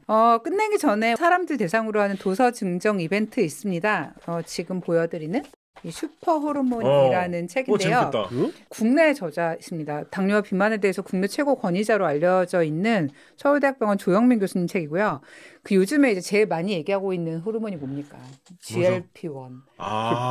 그게 뭐예요? 저 이게 처음 들어요. 고비 위 오젬픽, 위고비 이런 이제 약들 그러니까 일단은 뭐 이렇게 당뇨 조절하고 식욕을 조절하는 그 그 호르몬이 이제 이런 게 약간 그 장 호르몬이라고 한대요. 장에서 찾을 수 있는. 그래서 이제 이런 장 호르몬들이 우리 몸에서 어떤 일을 하고 있는지에 대한 얘기들이 진짜 많이 뉴스로 나오잖아요. 근데 이 책을 보시면 이제 최근에 호르몬 관련된 이슈들을 조금 폭넓게 잘 정리할 수 있을 것 같습니다.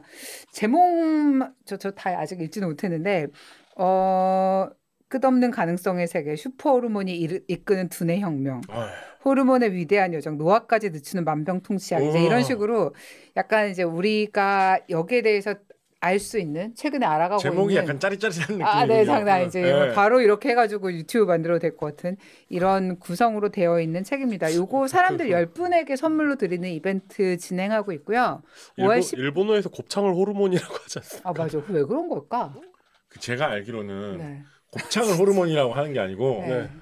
그 호르몬을 좋게 하는 음식을 먹어서 약간 뭐 양기를 보충하자 이런 게 일본에서 한번 바람이 분 적이 있대요. 그래요? 네, 그런데 그때 대표 음식으로 많이 손꼽힌 게 곱창 요리를 많이 사람들이 했대요. 그러다 보니까 그 두 개가 연결돼가지고 곱창 요리 파는 데를 호르몬 요리 파는 데로 하게 되었다라는 설이 유력하다고 들은 적이 있습니다. 그렇군요. 저는 제가 그걸 왜 알게 됐냐면 우리 사무실 네, 바로 맞아요, 옆에 맞아요. 호르몬 어쩌고가 있잖아요. 네. 저기 왜 호르몬을 들먹이지 싶어가지고 제가 언제 스튜디오 일찍 왔을 때 한번 이렇게 찾아봤어요. 검색해봤어요. 그러셨구나. 그렇습니다. 네, 아무튼 호르몬에 대한 슈퍼 호르몬 대장 요리 얘기는 아니고요. 과연 이건 시간의 낭비가 아닐까요? 네, 마무리할게요. 저희 사람들 10분에게 드리는 이벤트 하고 있고요. 5월 18일까지 여러분들께 보내드리는 뉴스레터나 홈페이지 이벤트 게시글 통해서 응모하실 수 있습니다. 여러분들 모두 행복한 5월 보내시고요. 저희가 다음 달에 찾아올 때는 생각해보니까 이미 대통령이 바뀌어 있는 상태더라고요. 그래요? 그렇게까지 되나요? 네, 잠깐만. 그렇죠. 지난번 녹화할 때랑 지금은 대통령이 있었지만 지금은 대통령이 없죠. 네. 다음에는 대통령이 있는 상태로 만나게 당선되자마자 취임하니까 새 대통령이. 네. 그래서 이거 지금 녹화할 때마다 대통령이 달라져 있는 거예요? 아니 이 시점에는 사실 매우 이른 느낌이 들지만 여러분들 꼭 투표하시고요. 저희는 6월에 다시 새로운 대통령과 함께 더 재밌는 얘기로 찾아뵙도록 하겠습니다. 여러분 안녕히 계세요.